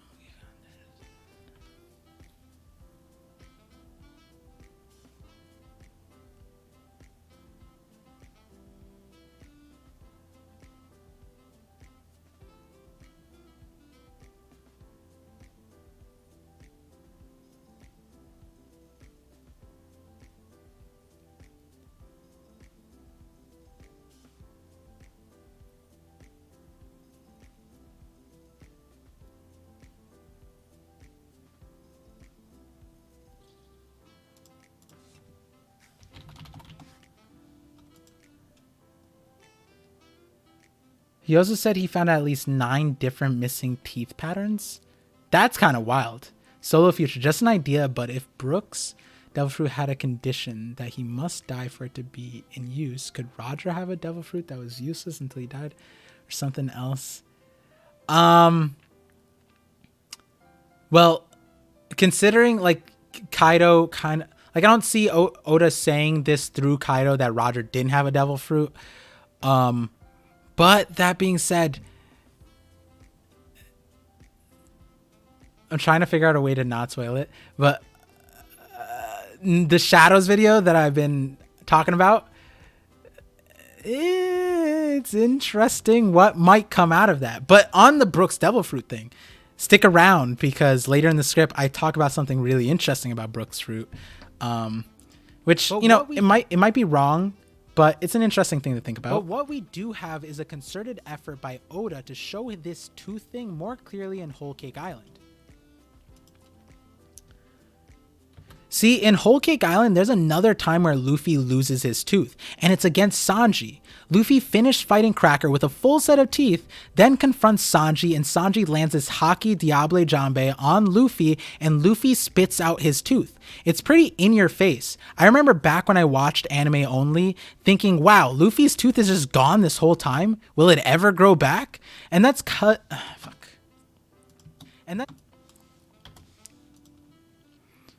And that's because it took 14 chapters or nearly 5 months for this tooth to come back. In between, Luffy never had the tooth. And then on chapter 858, we get a scene where Brook, who had just fought Big Mom and got injured, was cracked again. Now that Brook...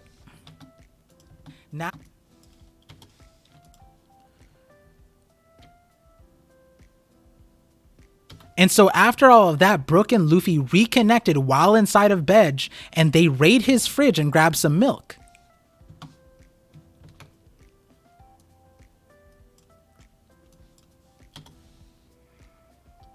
Yo, that could be applied to Luffy, the Drum of Liberation, Nika's Gear, 5th Awakening.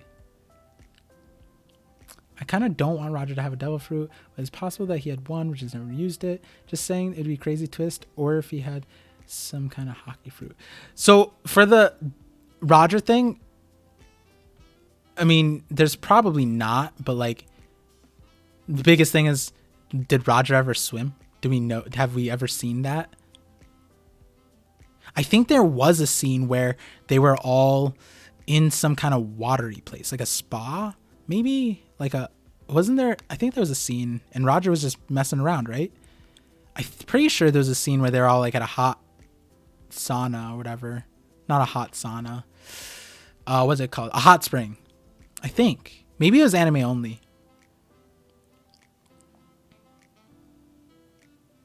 It'd be so funny if Roger's just like, wait, what? I have a fruit. Like, Kaido, hello, Kaido. I have a fruit. You just never pushed me to my limits, so I never used it. And yeah, they were at a hot spring with Odin. So maybe if you look at that panel, like depending on how Roger's interacting with the pool of water, maybe that could tell you more details about that. Interesting to see. Could make a video on that. Yo, I was just thinking about, imagine Roger actually being like that. Like nobody ever pushed him to the limit where he needed to use his devil fruit, and then he had like some kind of broken devil fruit. Like he had like he was the owner of, I don't know, the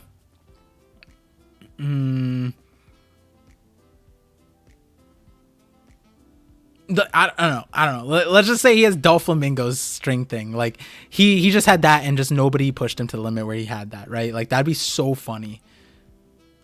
He was the original owner of the Opi Opi no Mi. Oh my goodness, that would be wild. Kaido could probably tell if Roger has a Duff Fruit, so him saying, yeah, that's what I'm thinking. But that'd be fun. If he had the Opi Opi no Mi and he was just hiding it the whole time.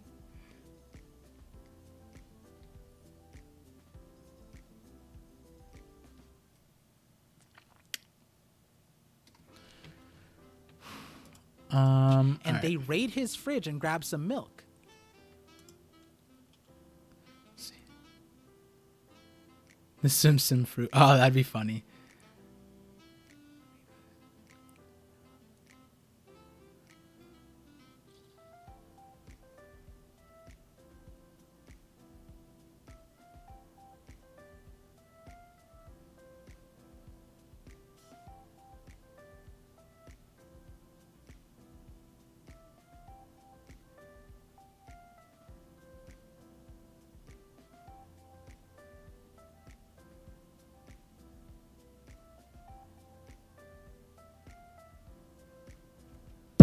Oh, God.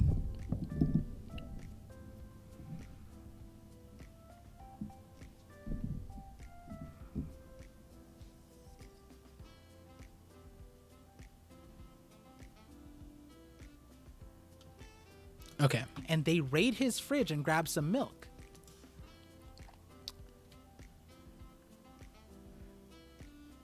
Luffy goes, perfect timing. I lost a tooth. Fuck. Luffy goes, perfect timing. I lost a tooth here. And Brook goes, I've got a crack in my skull. They slurp and gulp the milk and boom, both of them are fixed. Now there's 2 points I want to bring up. The first one I want to talk about is that this whole tooth and bone thing seems like more than just a gag. It's not even like a lame got milk ad from the 90s trying to promote dairy consumption in the youth.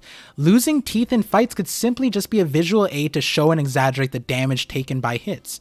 I'm sure in other animes and even in One Piece there might be examples of a character losing their teeth to a hit, then the tooth just reappears randomly later on because in the grand scheme of things it's not that significant.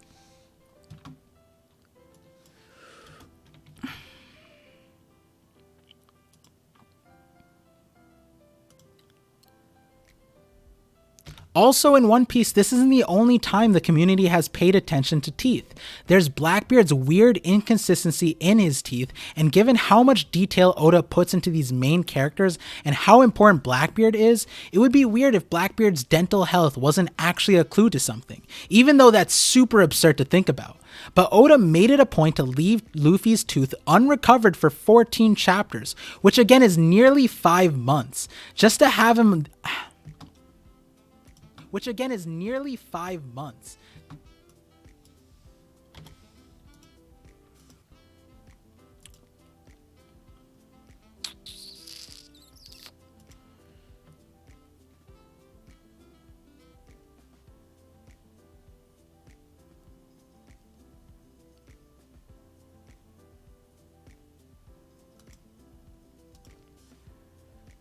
just to have him have this page with Brook.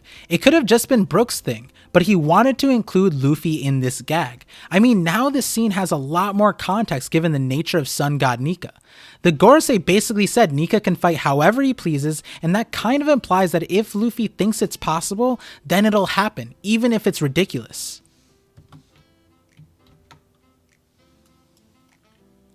I think there's a big connection between Blackbeard and Rocks and them both having the Yami. I mean, so maybe the reason Shanks stole the Gongo is because it was Captain's fruit, but Roger just used this stop line. Never trained with it. That'd be interesting. That would be interesting for sure. The only thing, I guess, like the Nika stuff is kind of like, if Kaido ever fought Roger, he would kind of know, right? Like, if anyone ever saw Roger fight and he was using it to stop like blunt attacks, then Luffy's fruit wouldn't be all that like, oh wow, this is weird, you know what I mean? Damn, yo, you still streaming? Yup, I'm doing a recording right now. Exclusive stream. Do you have a title / thumbnail plan for this video? If not, can I suggest something? Yeah, go for it. I don't have a thumbnail title planned. The title maybe. I think I had one. I have to remember it, but I don't think it's like anything like crazy. But I would say wait till the end of it so that you can get more of the context of what I'm talking about. Because it does change in a little bit, but even if it's ridiculous.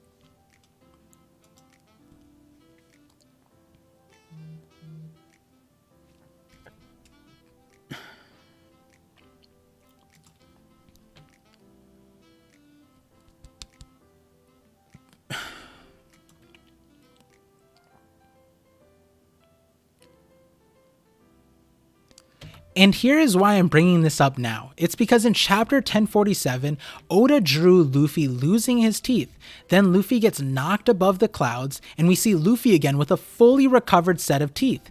Now this could be dismissed again to do... Now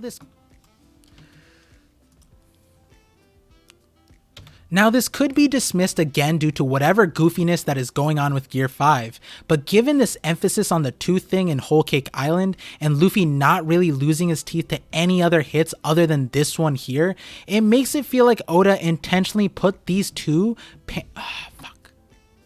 It makes it feel like Oda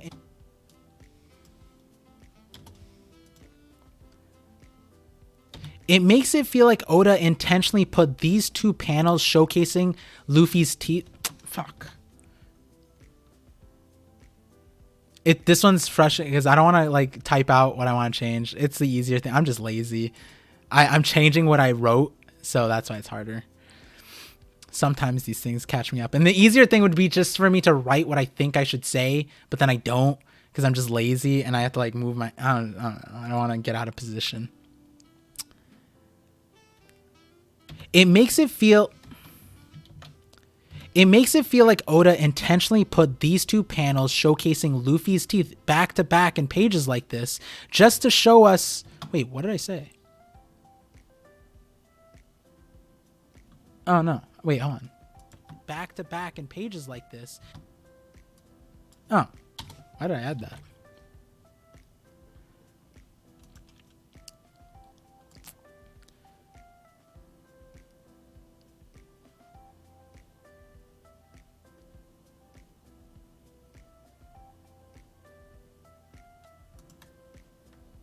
So then it's kind of like, what could possibly be the reason Luffy got his teeth back here? Well, in Thriller Bark, Brook says milk can heal bones. Usopp says it's because of the calcium. Brook sings the song of life and his skull is fixed. Then in Whole Cake Island, again, milk is what is used for the recovery for both Brook and Luffy. So maybe Luffy's heart beating the drums of liberation instigates an insane recovery? So maybe Luffy's heart beating the drums of liberation instigates an insane recovery? There we go.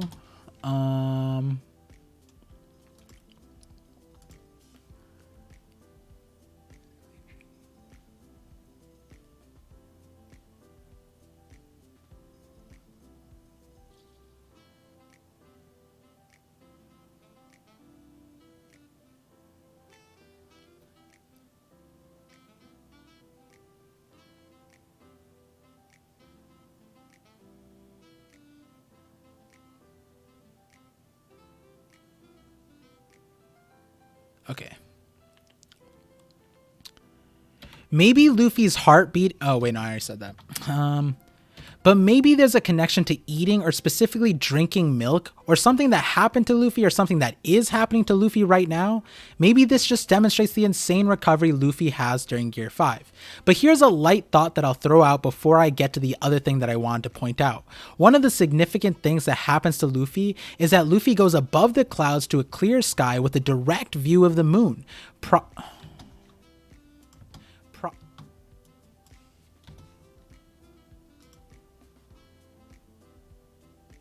Which may be showing that Luffy has some kind of recovery related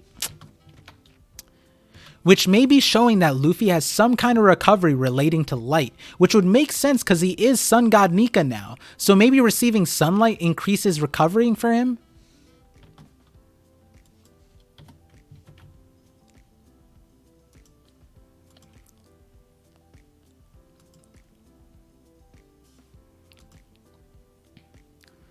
You guys can't see the next panels that I'm referring to, so it's not going to make too much sense, but I know what I'm referring to. I could pull up one of the panels, actually. Okay. Oh.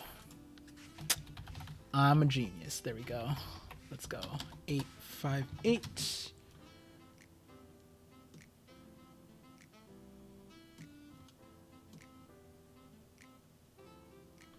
Quick scroll up to fan service, right? That's why you guys came to the stream. Some Nami fan service right here. There we go. Here we go. Okay. Am I on the right thing? I am. Let me put my...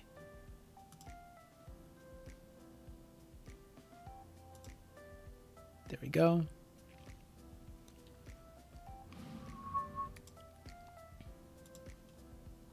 Receiving sunlight increases recovering for him? Yeah, Nami-chan. That's what I'm talking about. Always great fan service in between the manga. Thank you. Based Oda. The Goda.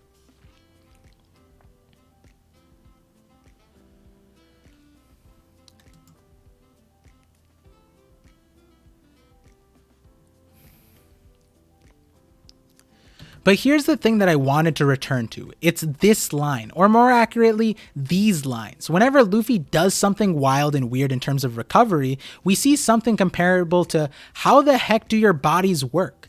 This one was of the... This one...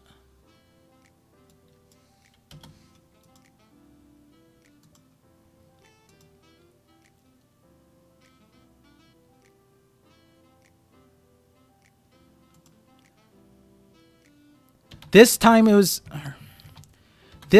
Bedge's henchman that saw Brook and Luffy recover from milk and was just so confused. Then we see another example after Luffy fighting Cracker and he eats all the crackers. Then see another after Luffy fights Cracker and eats all the crackers.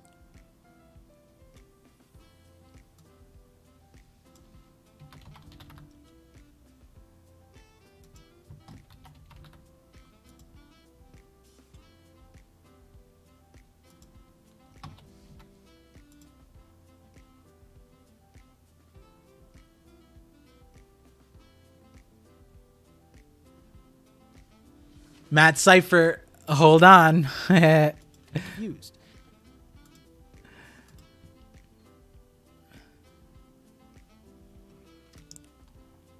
Let's see. Wait, where was I? Okay. Then we see another example where Luffy fights Cracker and after he eats all the crackers,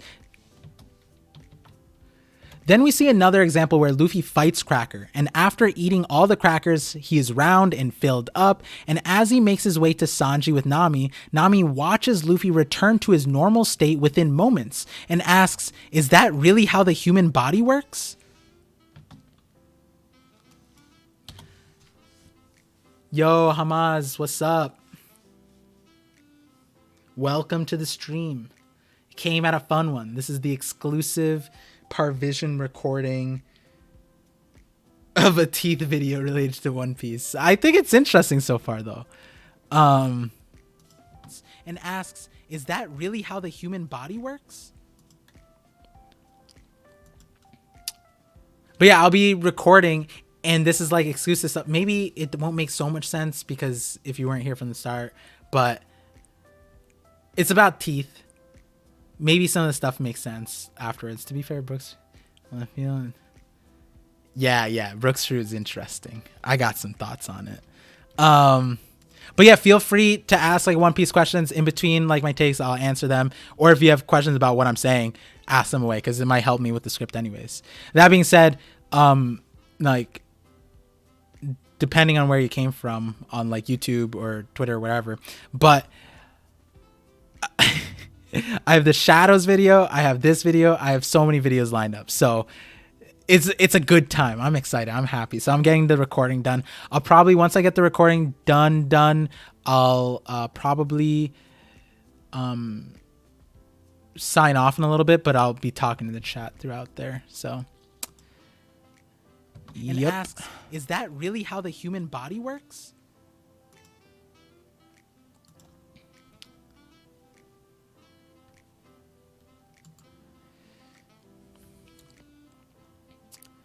I'm sure if someone were to go through and compile all the examples where someone has said this in response to Luffy, I might be able to piece together some... I'm sure if someone were to go through and compile all the examples where someone has said this in response to Luffy, I might be able to piece together some kind of conclusion. But these three examples already just kind of are just interesting strings of scenarios.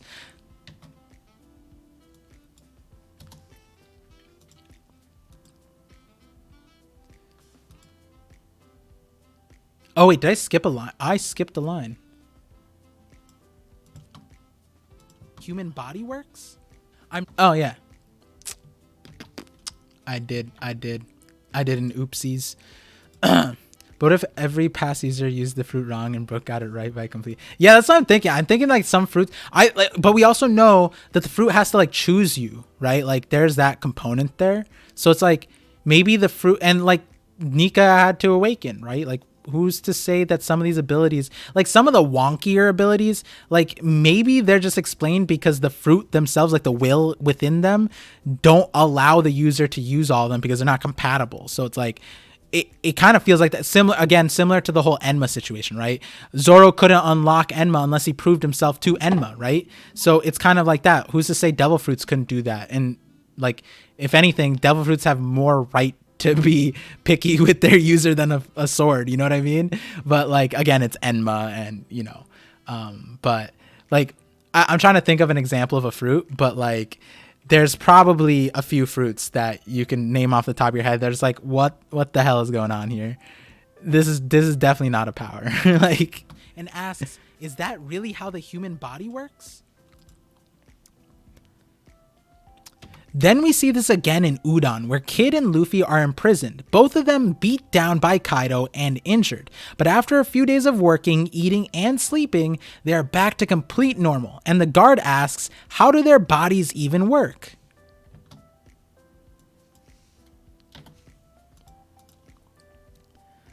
So I'm sure if someone were to go through and compile all the examples where someone has said this in response to Luffy, I might be able to piece together some kind of... Why do I keep messing up on conclusion? It's possible every past user was in a completely insane mind state after dying and couldn't... That's true. That's true. Yeah, that makes sense, right? That makes sense. I like that. I like that. Not many people are that tied to life. How do their bodies even work? I'm sure if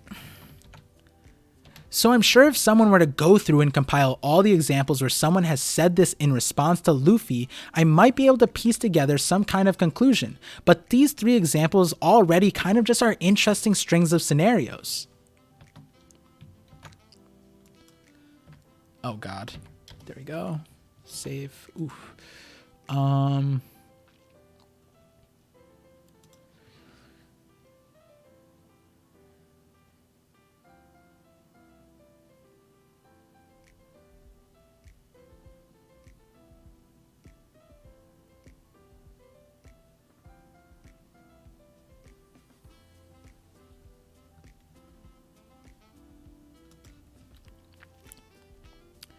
So given what...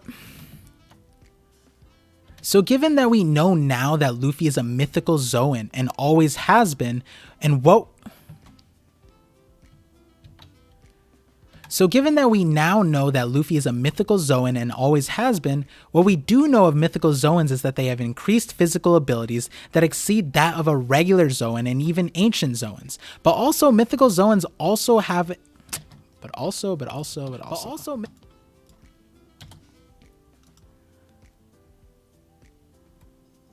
But also mythical Zoans have shown to display... Have been. Why did that word get missed? But also mythical Zoans have been shown to display an extra power, typically a paramecia-esque power, like Yamato's ice ability to Kaido's flame clouds, and we're still kind of unsure of the exact situation regarding Luffy's power, but it seems to be that he gives other things rubber properties, so that's interesting. But with this line, how the heck does your body even work? Maybe all these scenes where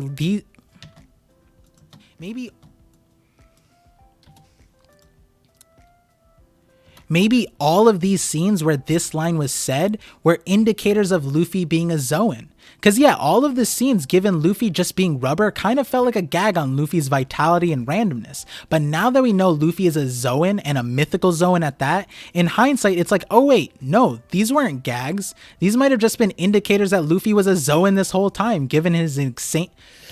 I messed up at the last part. These might have just been indicators that Luffy was a Zoan this whole time, given his insane...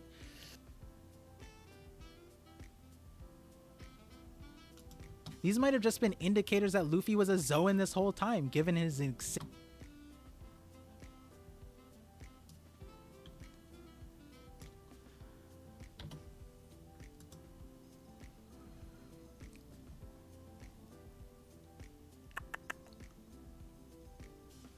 Wait, what is... These might have just been... Oh. Brain lag.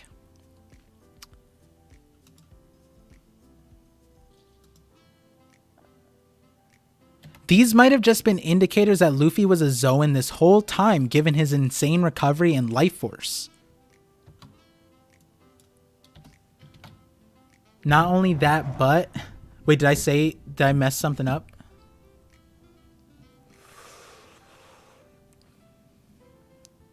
Would Brook's awakening be to bring back the dead, see, and talk, or something else that's similar to Big Mom's? I would say if he were a mythical Zoan, right? Like, then we'd have to think about what... Like, isn't his power more similar to like a phoenix? But like, is there a mythical thing that kind of like does that? Or even crazier... What if his mythical Zoan is the soul part? Like him being a soul. Like him being able to be a soul. That's kind of interesting, right? Like being the Hitodama thing, right? That's did I mention that in the thing? Oh yeah, I did.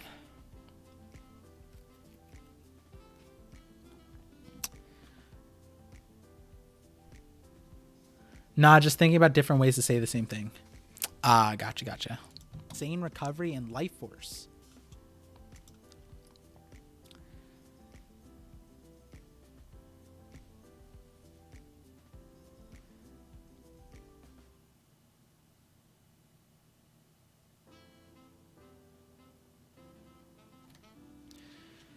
Which now is even crazier if you consider what that means. If this is the correct logic, and again, if someone were to do me the favor to go through the series and find as many of these, how does hit your fuck, I rushed that. Which now is even crazier if you consider what that means. If this is the correct logic, and again, if someone were to do me the favor and go through the series and find as many of these how does your body work scenes and put them in the Discord, that would be great. But if this were the correct logic, then wouldn't that mean Oda is trying to show us something in the characters associated with Luffy too?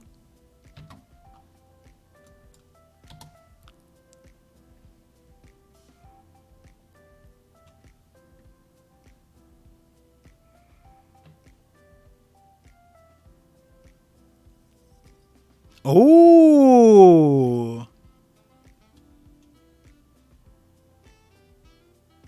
Oh, instead of saying but also. Yeah, I gotta work on my in between my transition words for sure. I'm putting less effort in this video definitely because it's just about teeth. But I definitely will try to track that more on my shadows video.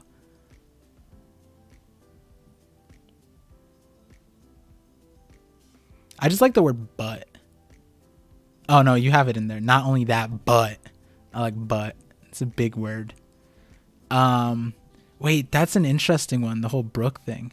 Know abilities, check abilities, let's check. Yeah, ooh, that's a nice one. I like that. I'm gonna look into that one later. Oda was trying to show us something in the characters associated with Luffy too. And just about teeth makes a 20. Hold on, this video is now about to cross the 8-minute mark. Well, 8 minutes 30 seconds. So I think in total this should be 12 minutes. 12 minutes. Yeah, 12.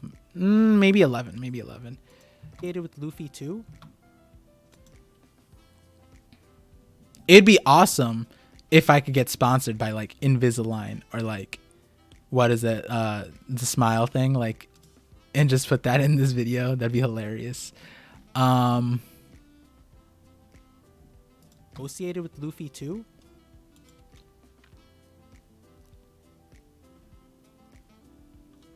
Sanzu River. If Sanzu is referring to the 3 crossing things, then I probably remember this.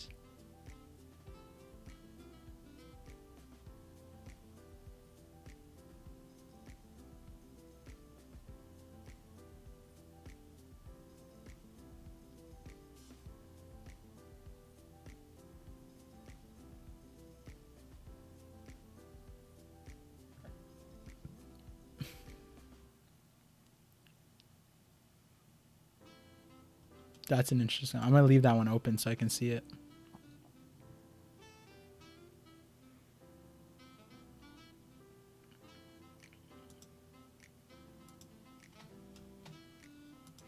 Trying to show us something in the characters associated with Luffy too.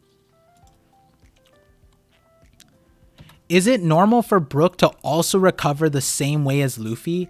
I mean, there's so many question marks when it comes to how Brook functions and what the true nature of his power actually is. And I know guys, the Brook video is on its way, but it's kind of interesting because Usopp pointed out that milk shouldn't work like that. And truthfully, yeah, it really shouldn't, but it does. And someone actually asked in the SBS about this scene and Oda had a fun answer.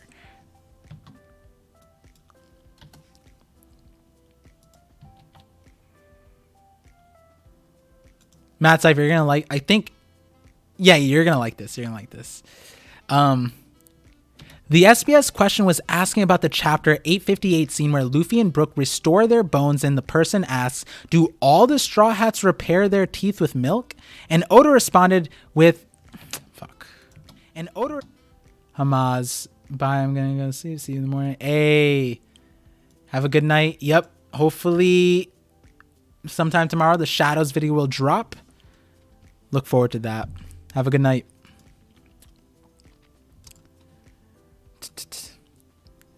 And Oda responded with, "They sure do. Please visit And Oda responded with, "They sure do. Please visit the dentist, boys and girls. Luffy and his friends are weird." Teeth with milk? And Oda responded with, It's fine. It's fine. There's overlap, whatever. But interesting seeing a vid in the making, Rabbit Head. Yep, this is a tier 3.5 video. This is definitely not a tier 1 video, but I still think this is interesting. Usually, like, I have so many like tier 3, tier 4 videos that I want to make, and I just don't know. Some of them are good, some of them are whatever. This one is relevant to the other videos, so it's kind of like, ooh, I'll do it. But also, it's like all of them, like, I enjoy them. But it's like, do I want to put the time in making it? You know what I mean? So, and this one's like, I might as well record it while I'm streaming and talk to you guys. Please visit the dentist, boys and girls. Luffy and his friends are weird. So, but going back to the SBS thing, Oda basically said that all of the crew, like operates the same way. Like, that's a little weird, right? Like, is Oda saying that they're all Zoans? There's a whole Amazon Lily arc where women constantly starting. This is true, but to be fair, that was different context because they never seen a guy, and they were looking at a specific part of his body, and then they all thought that all men were rubbery, which that part actually, oh shit. Ooh, I want to look at the dialogue there, because that might be like not unintentional, but like to say all men are rubbery, right? Like, I think that they actually said that. It's not a lie, because if every human used semi-kikan, then they could do that, right? It's kind of interesting. But like, sun god Nika is a human who has body of a rubber property, and like what's weird there is that we don't know anybody in the verse. We've met 1,047 chapters worth of people, and we've never met anybody with a rubbery body as a human, right? So that's weird. Like, that Nika is a human god that has a rubber body thing. So Straw Hats have Toon Force. One of the possible titles for my new video is Sun God Nika is not Toon Force. I don't disagree that Toon Force might probably be the thing, or that's what Oda used to inspire it, but I'm just offering an alternative thing, and so like I'm trying to spark a reaction out of people who read that. Like, what? Gear 5 Sun? Who is this guy who's saying that it's not Toon Force? What does he have to say on it? You know what I mean? What about Long Ring Island for stretchy people? They weren't like stretchy, they were just Luffy long, and his friend, right? But that is important. How did they get long? Ooh. Did they ever explain how they got long? What if everything there is long? Like time. Maybe he wasn't on stilts for 10 years and it was just time was longer there. So it was like 5 years. Interesting. I will go back on Luffy that actually. Dude, these are good notes. I'm gonna look at these. So hold on, let me write that down actually. Amazon Lily exploring Luffy's body and Long Ring Island. I remember that one. That one's like chapter 300, right? And girls. Luffy and his friends are weird. I'm pretty sure it's like 300s.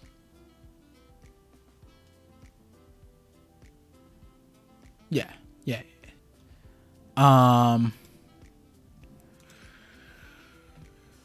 Okay. Where was I? Luffy and his friends are weird. Okay, got it. Honestly, that answer did not help me steer away from the thought that all the Straw Hats have some weird superpower, but Oda is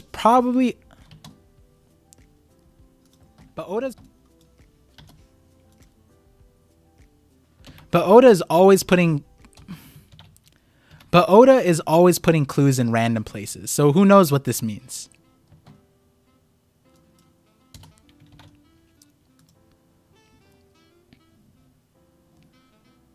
And just to tie off the other scene, I talked about it before, but in the udon scene where Luffy's body was questioned and asked how it worked, Kid was talked about in the same light. And interestingly, Kid had also lost a tooth and then recovered. We could say Luffy recovered due to Nika powers, but what about these other characters that are intentionally being connected to Luffy in various ways? We know Nika influences everyone to smile, but is there a connection here with food, energy, possibly light, and Zoan or Devil Fruit vitality? Is this an example showing that Brook and Kid are actually Zoans? Imagine if Kid were just a mythical Zoan with I start off so good. Imagine if Kid were just a mythical Zoan with magnetic paramecia powers like Yamato has ice powers as a wolf. That would be so interesting and honestly would explain a lot of the downplay on Kid's powers in the first place.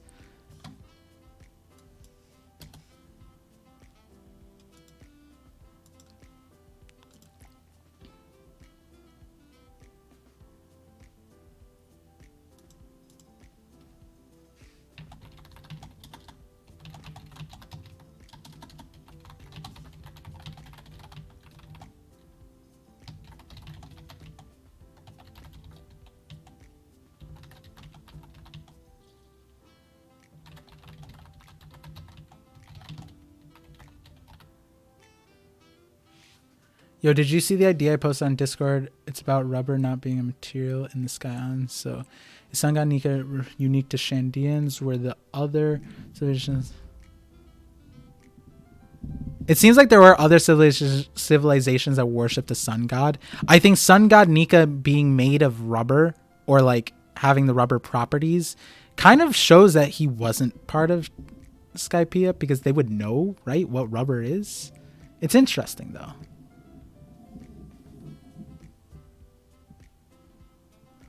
Oh my god, I just had a brain blast though. Okay, hold on.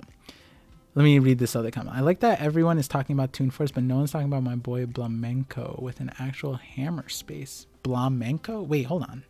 Who's Blamenko?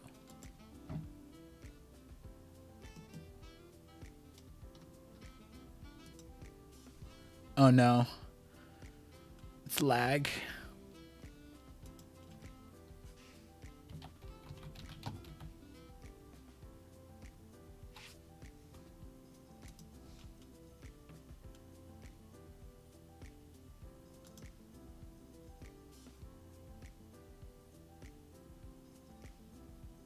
I'm lagging.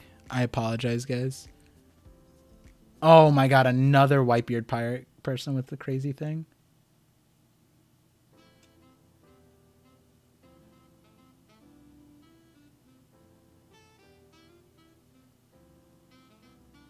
Oh, he has a devil fruit power. What the hell?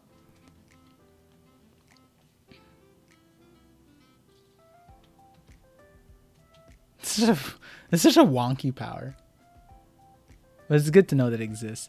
But okay, going back to you, Matt Cypher. So the what was I saying? Oh god. Oh no.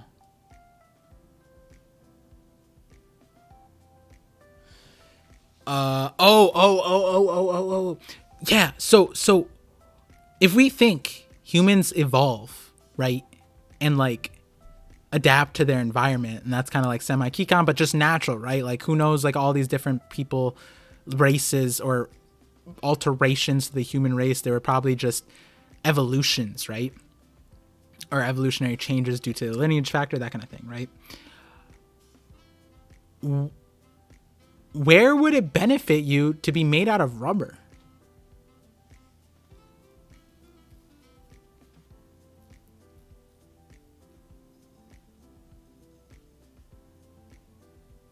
Because I got a pretty good idea. Now I'm just like, wait a second. This could be a whole video.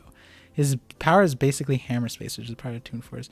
Toons can pull out large things from nothing. Yeah. But it would be crazier if he didn't have a devil fruit, right? Like if he didn't have a devil fruit and he was just doing that stuff. Like Pauly from the Gali Law is that, right? He has unlimited ropes, doesn't have a devil fruit, and just pulls out nonsense amount of rope out of nowhere. That shit is wild. To survive on a dangerous island, nothing could really hurt you if you're rubber. This is true, but I'm thinking like Raijin Island. It's an uninhabited island where if you were just Sun God Nika, you would just live there. You just walk through. Nothing would hurt. Like, you know? You would naturally, if you lived there, if you weren't rubber, you'd probably die, right? When I think about it, maybe Sun God Nika's race is from Raijin Island. That would be wild. But we'll save that. I'm almost done with this video. Let me try to get through this. Explain a lot of the downplay on kids' powers in the first place.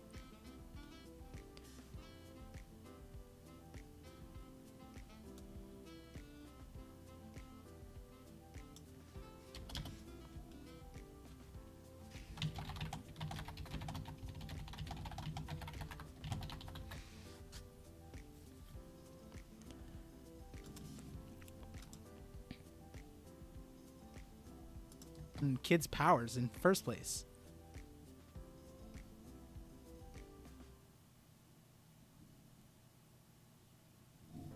Playing a lot of the downplay on kids' powers in the first place. And honestly, who knows about Brook? Maybe his Hitodama form is his transformation. Not really sure, to be honest. There's a few ideas floating around that could make There's a few ideas. There's a few ideas floating around that could make Brook's power tied to the underworld in the sense that he's like a mythical Zoan. But I'll discuss that in a future video.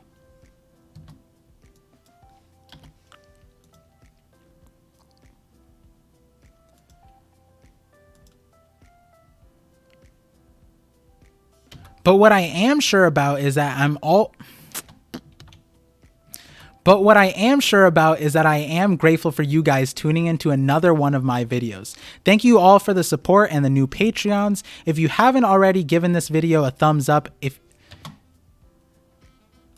you haven't already, all right, wait, hold on. I could just record this later. This one's a little embarrassing.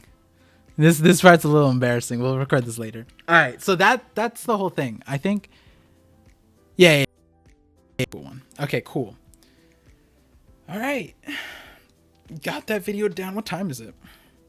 12:20? Not bad. Wait, hold up. Resistance to lightning, check. Blue sea, check. I thought Raijin Island.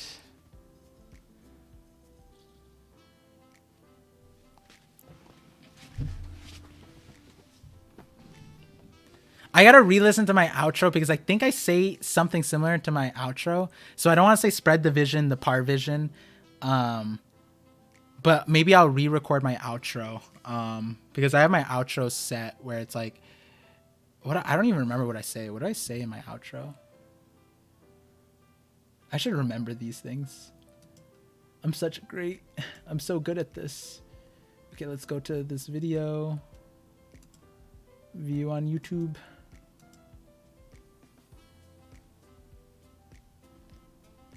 Oh, hold up. Resistance to lightning. Honestly, the best way to do that is to share my Twitch or Twitter. And so, like always, thank you for connecting with me, and I'm looking forward to connecting with you all on the next Part Vision. So I'll probably adjust that, but because I don't want to say Part Vision too many times at the end.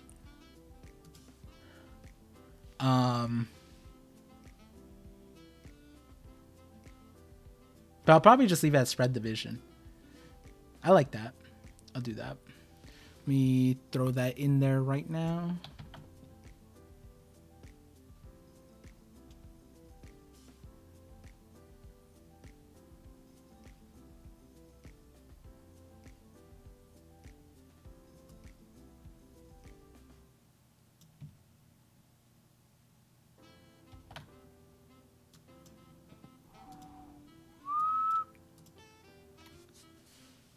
I thought Raijin Island was formed by a lightning user awakening. Interesting.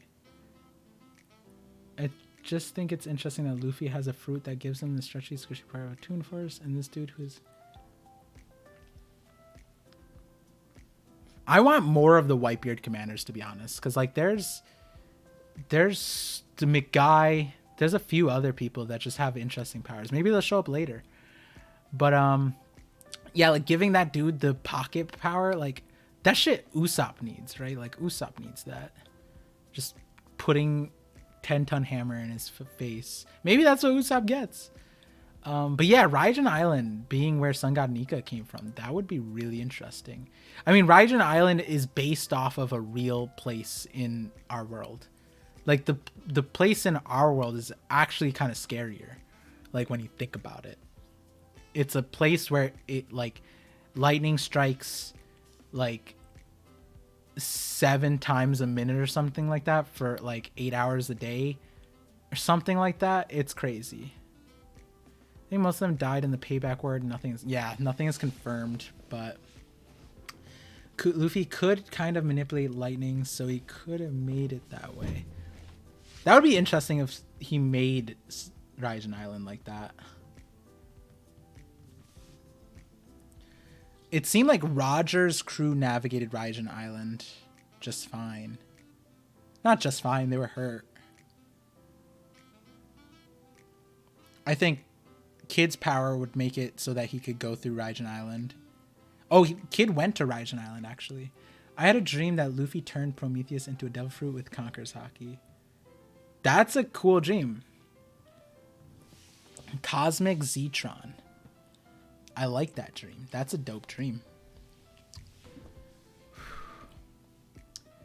But yeah, guys, I'm probably going to head off at 12:30. So if you have any last minute questions, get them out. Otherwise we're just vibing, you know? And I mean, if there are a lot of questions, probably still till later, but damn, flamenco. That's a damn, this is crazy. You think ooh, the Toki is a live question.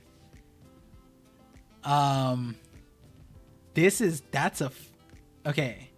Is Toki alive?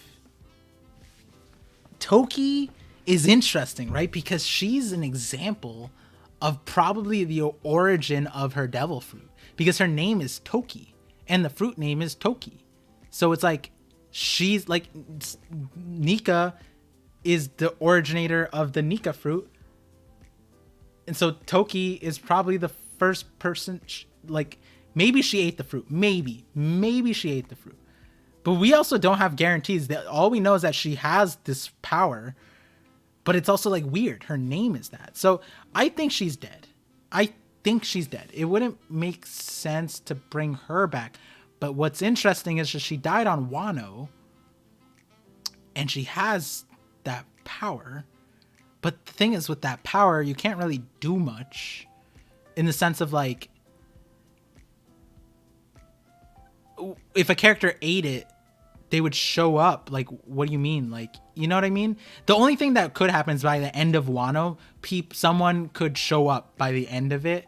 That's like super interesting. Like who could show up? From 20 years ago, someone that could show up now that would be really interesting. That disappeared. I have no clue. There's nobody that makes sense. It would make sense in 2004 who healed the Akazaya, the famous silhouette. That was probably Hiyori. I think it looked exactly like Hiyori. There was a panel that I found where it was like literally the exact same thing. If you just took that panel of like visual Hiyori and then you just colored it black silhouette, it was the exact same thing. I'm pretty sure that silhouette was Hiyori. And then Hiyori was on Onigashima. 2007, go look at what Kawamatsu said.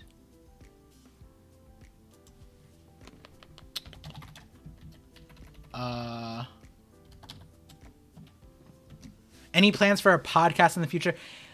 Possibly. It's just like podcast, not that it's hard.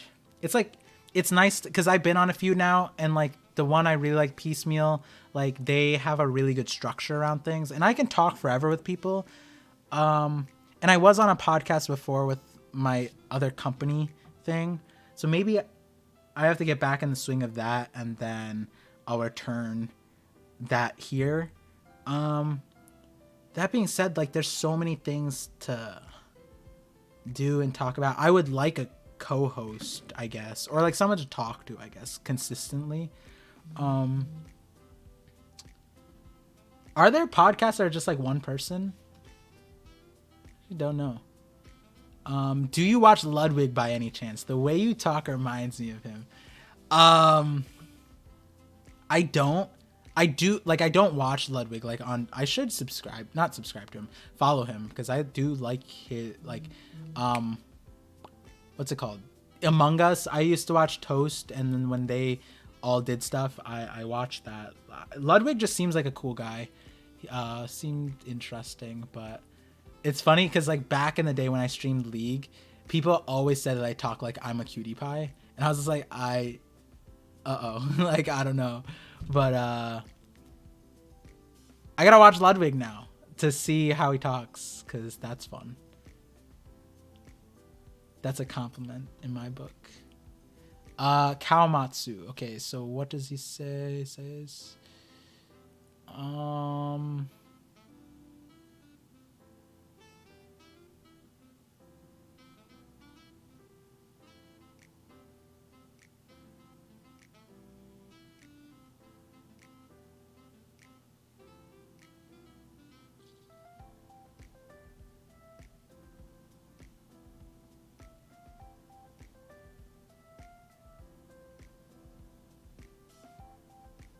I love this.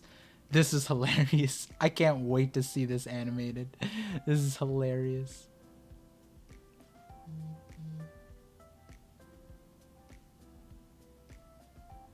Nice job, Raccoon Dog. Now pop him. Thanks, Marco. I've got one other thing to say. I'm not a raccoon dog. That's too funny.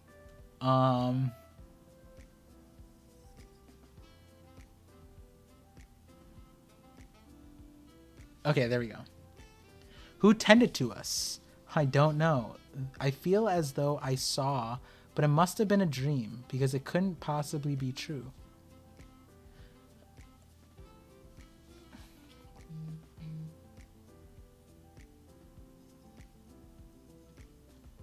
Well, it definitely wasn't Odin.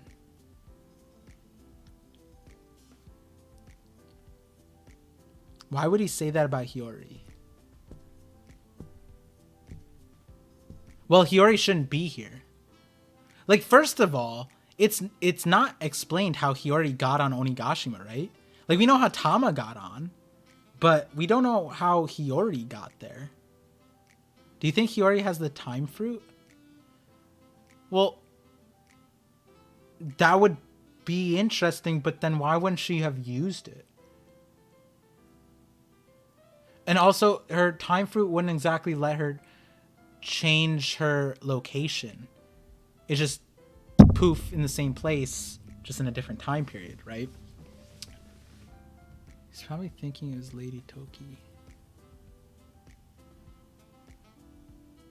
That's true, but Kawamatsu knows what she looks like now by this point because he saw her with Zoro, right?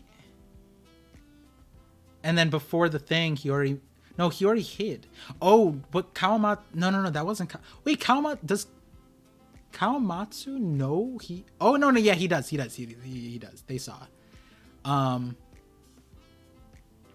But yeah, there is an interesting line, but to me, I think this could still mean Hiyori because Hiyori shouldn't have been on Onigashima. We don't know why she's there. We don't know how she got there. Tama, we know she snuck on a ship, but how did Hiyori get there, right?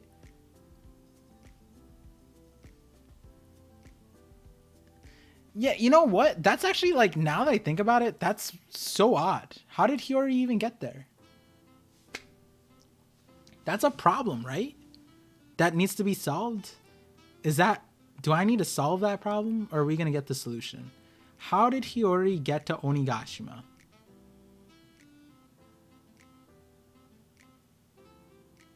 We know why. Yeah, we know why she's there. We know why she wants to be there, but we don't know how she got there.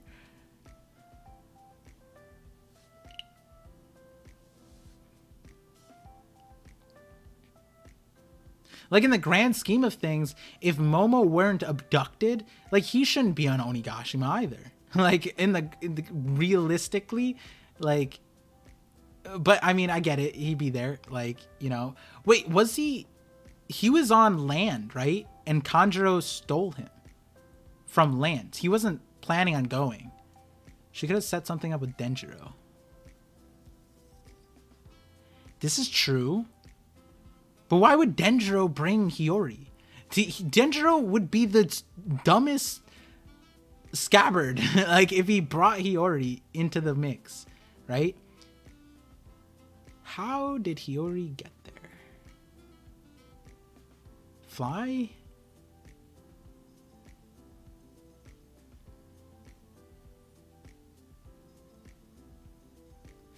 Is there a chance that Hiyori has a devil fruit? That's... In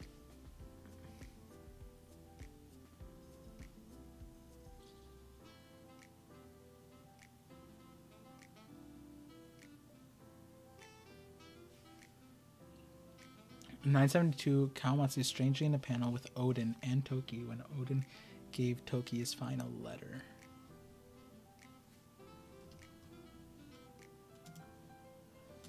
Let's see it. This will probably be the last thing I look at before I head off, though. Ooh. If you guys have any ideas on the Hiyori thing, though, how should she get there?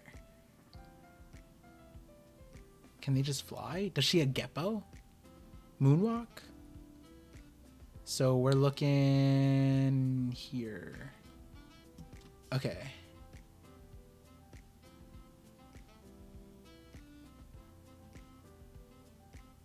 Oh yeah, Kawamatsu there. Interesting. A gecko? No, not gecko, Geppo. Isn't it Geppo? Isn't that the way they say it? Geppo?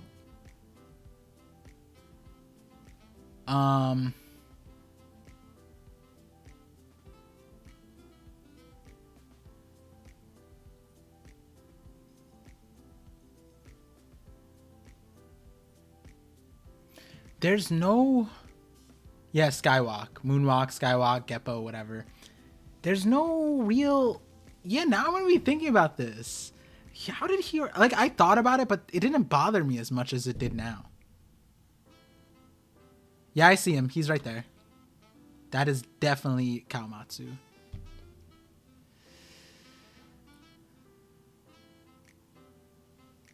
Yeah, Oda just like randomly decided to draw him in there. That's weird. Sorry for bouncing. I'm back. Geppo is the walking move. Yes. Time Lord, you came back right. I just finished recording. I'm probably going to head off in a little bit.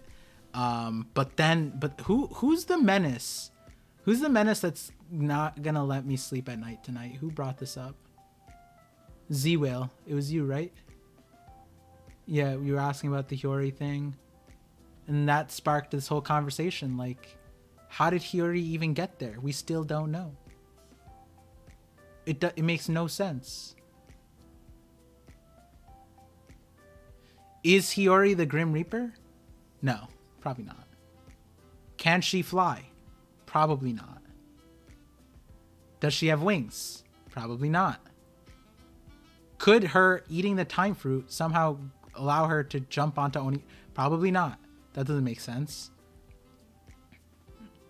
She could have the time fruit. That would be interesting, but I don't think that would be helpful for her.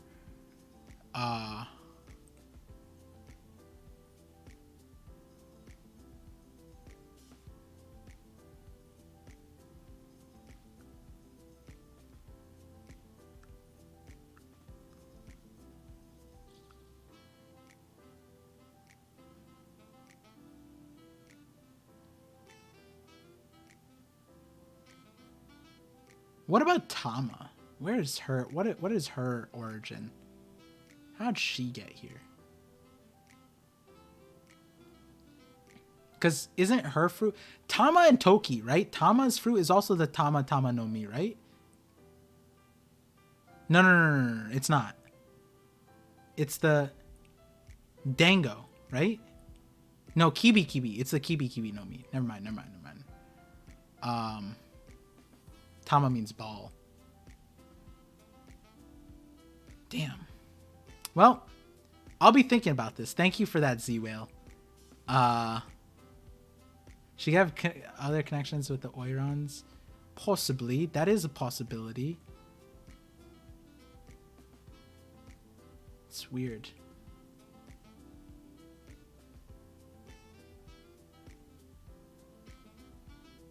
Lastly, whenever you have time, look into the Marys. I talked about the Marys actually earlier on. I think the thumbnail still has the Mary on it. I talk about it because the symbols. It might be a new power system. It's really interesting.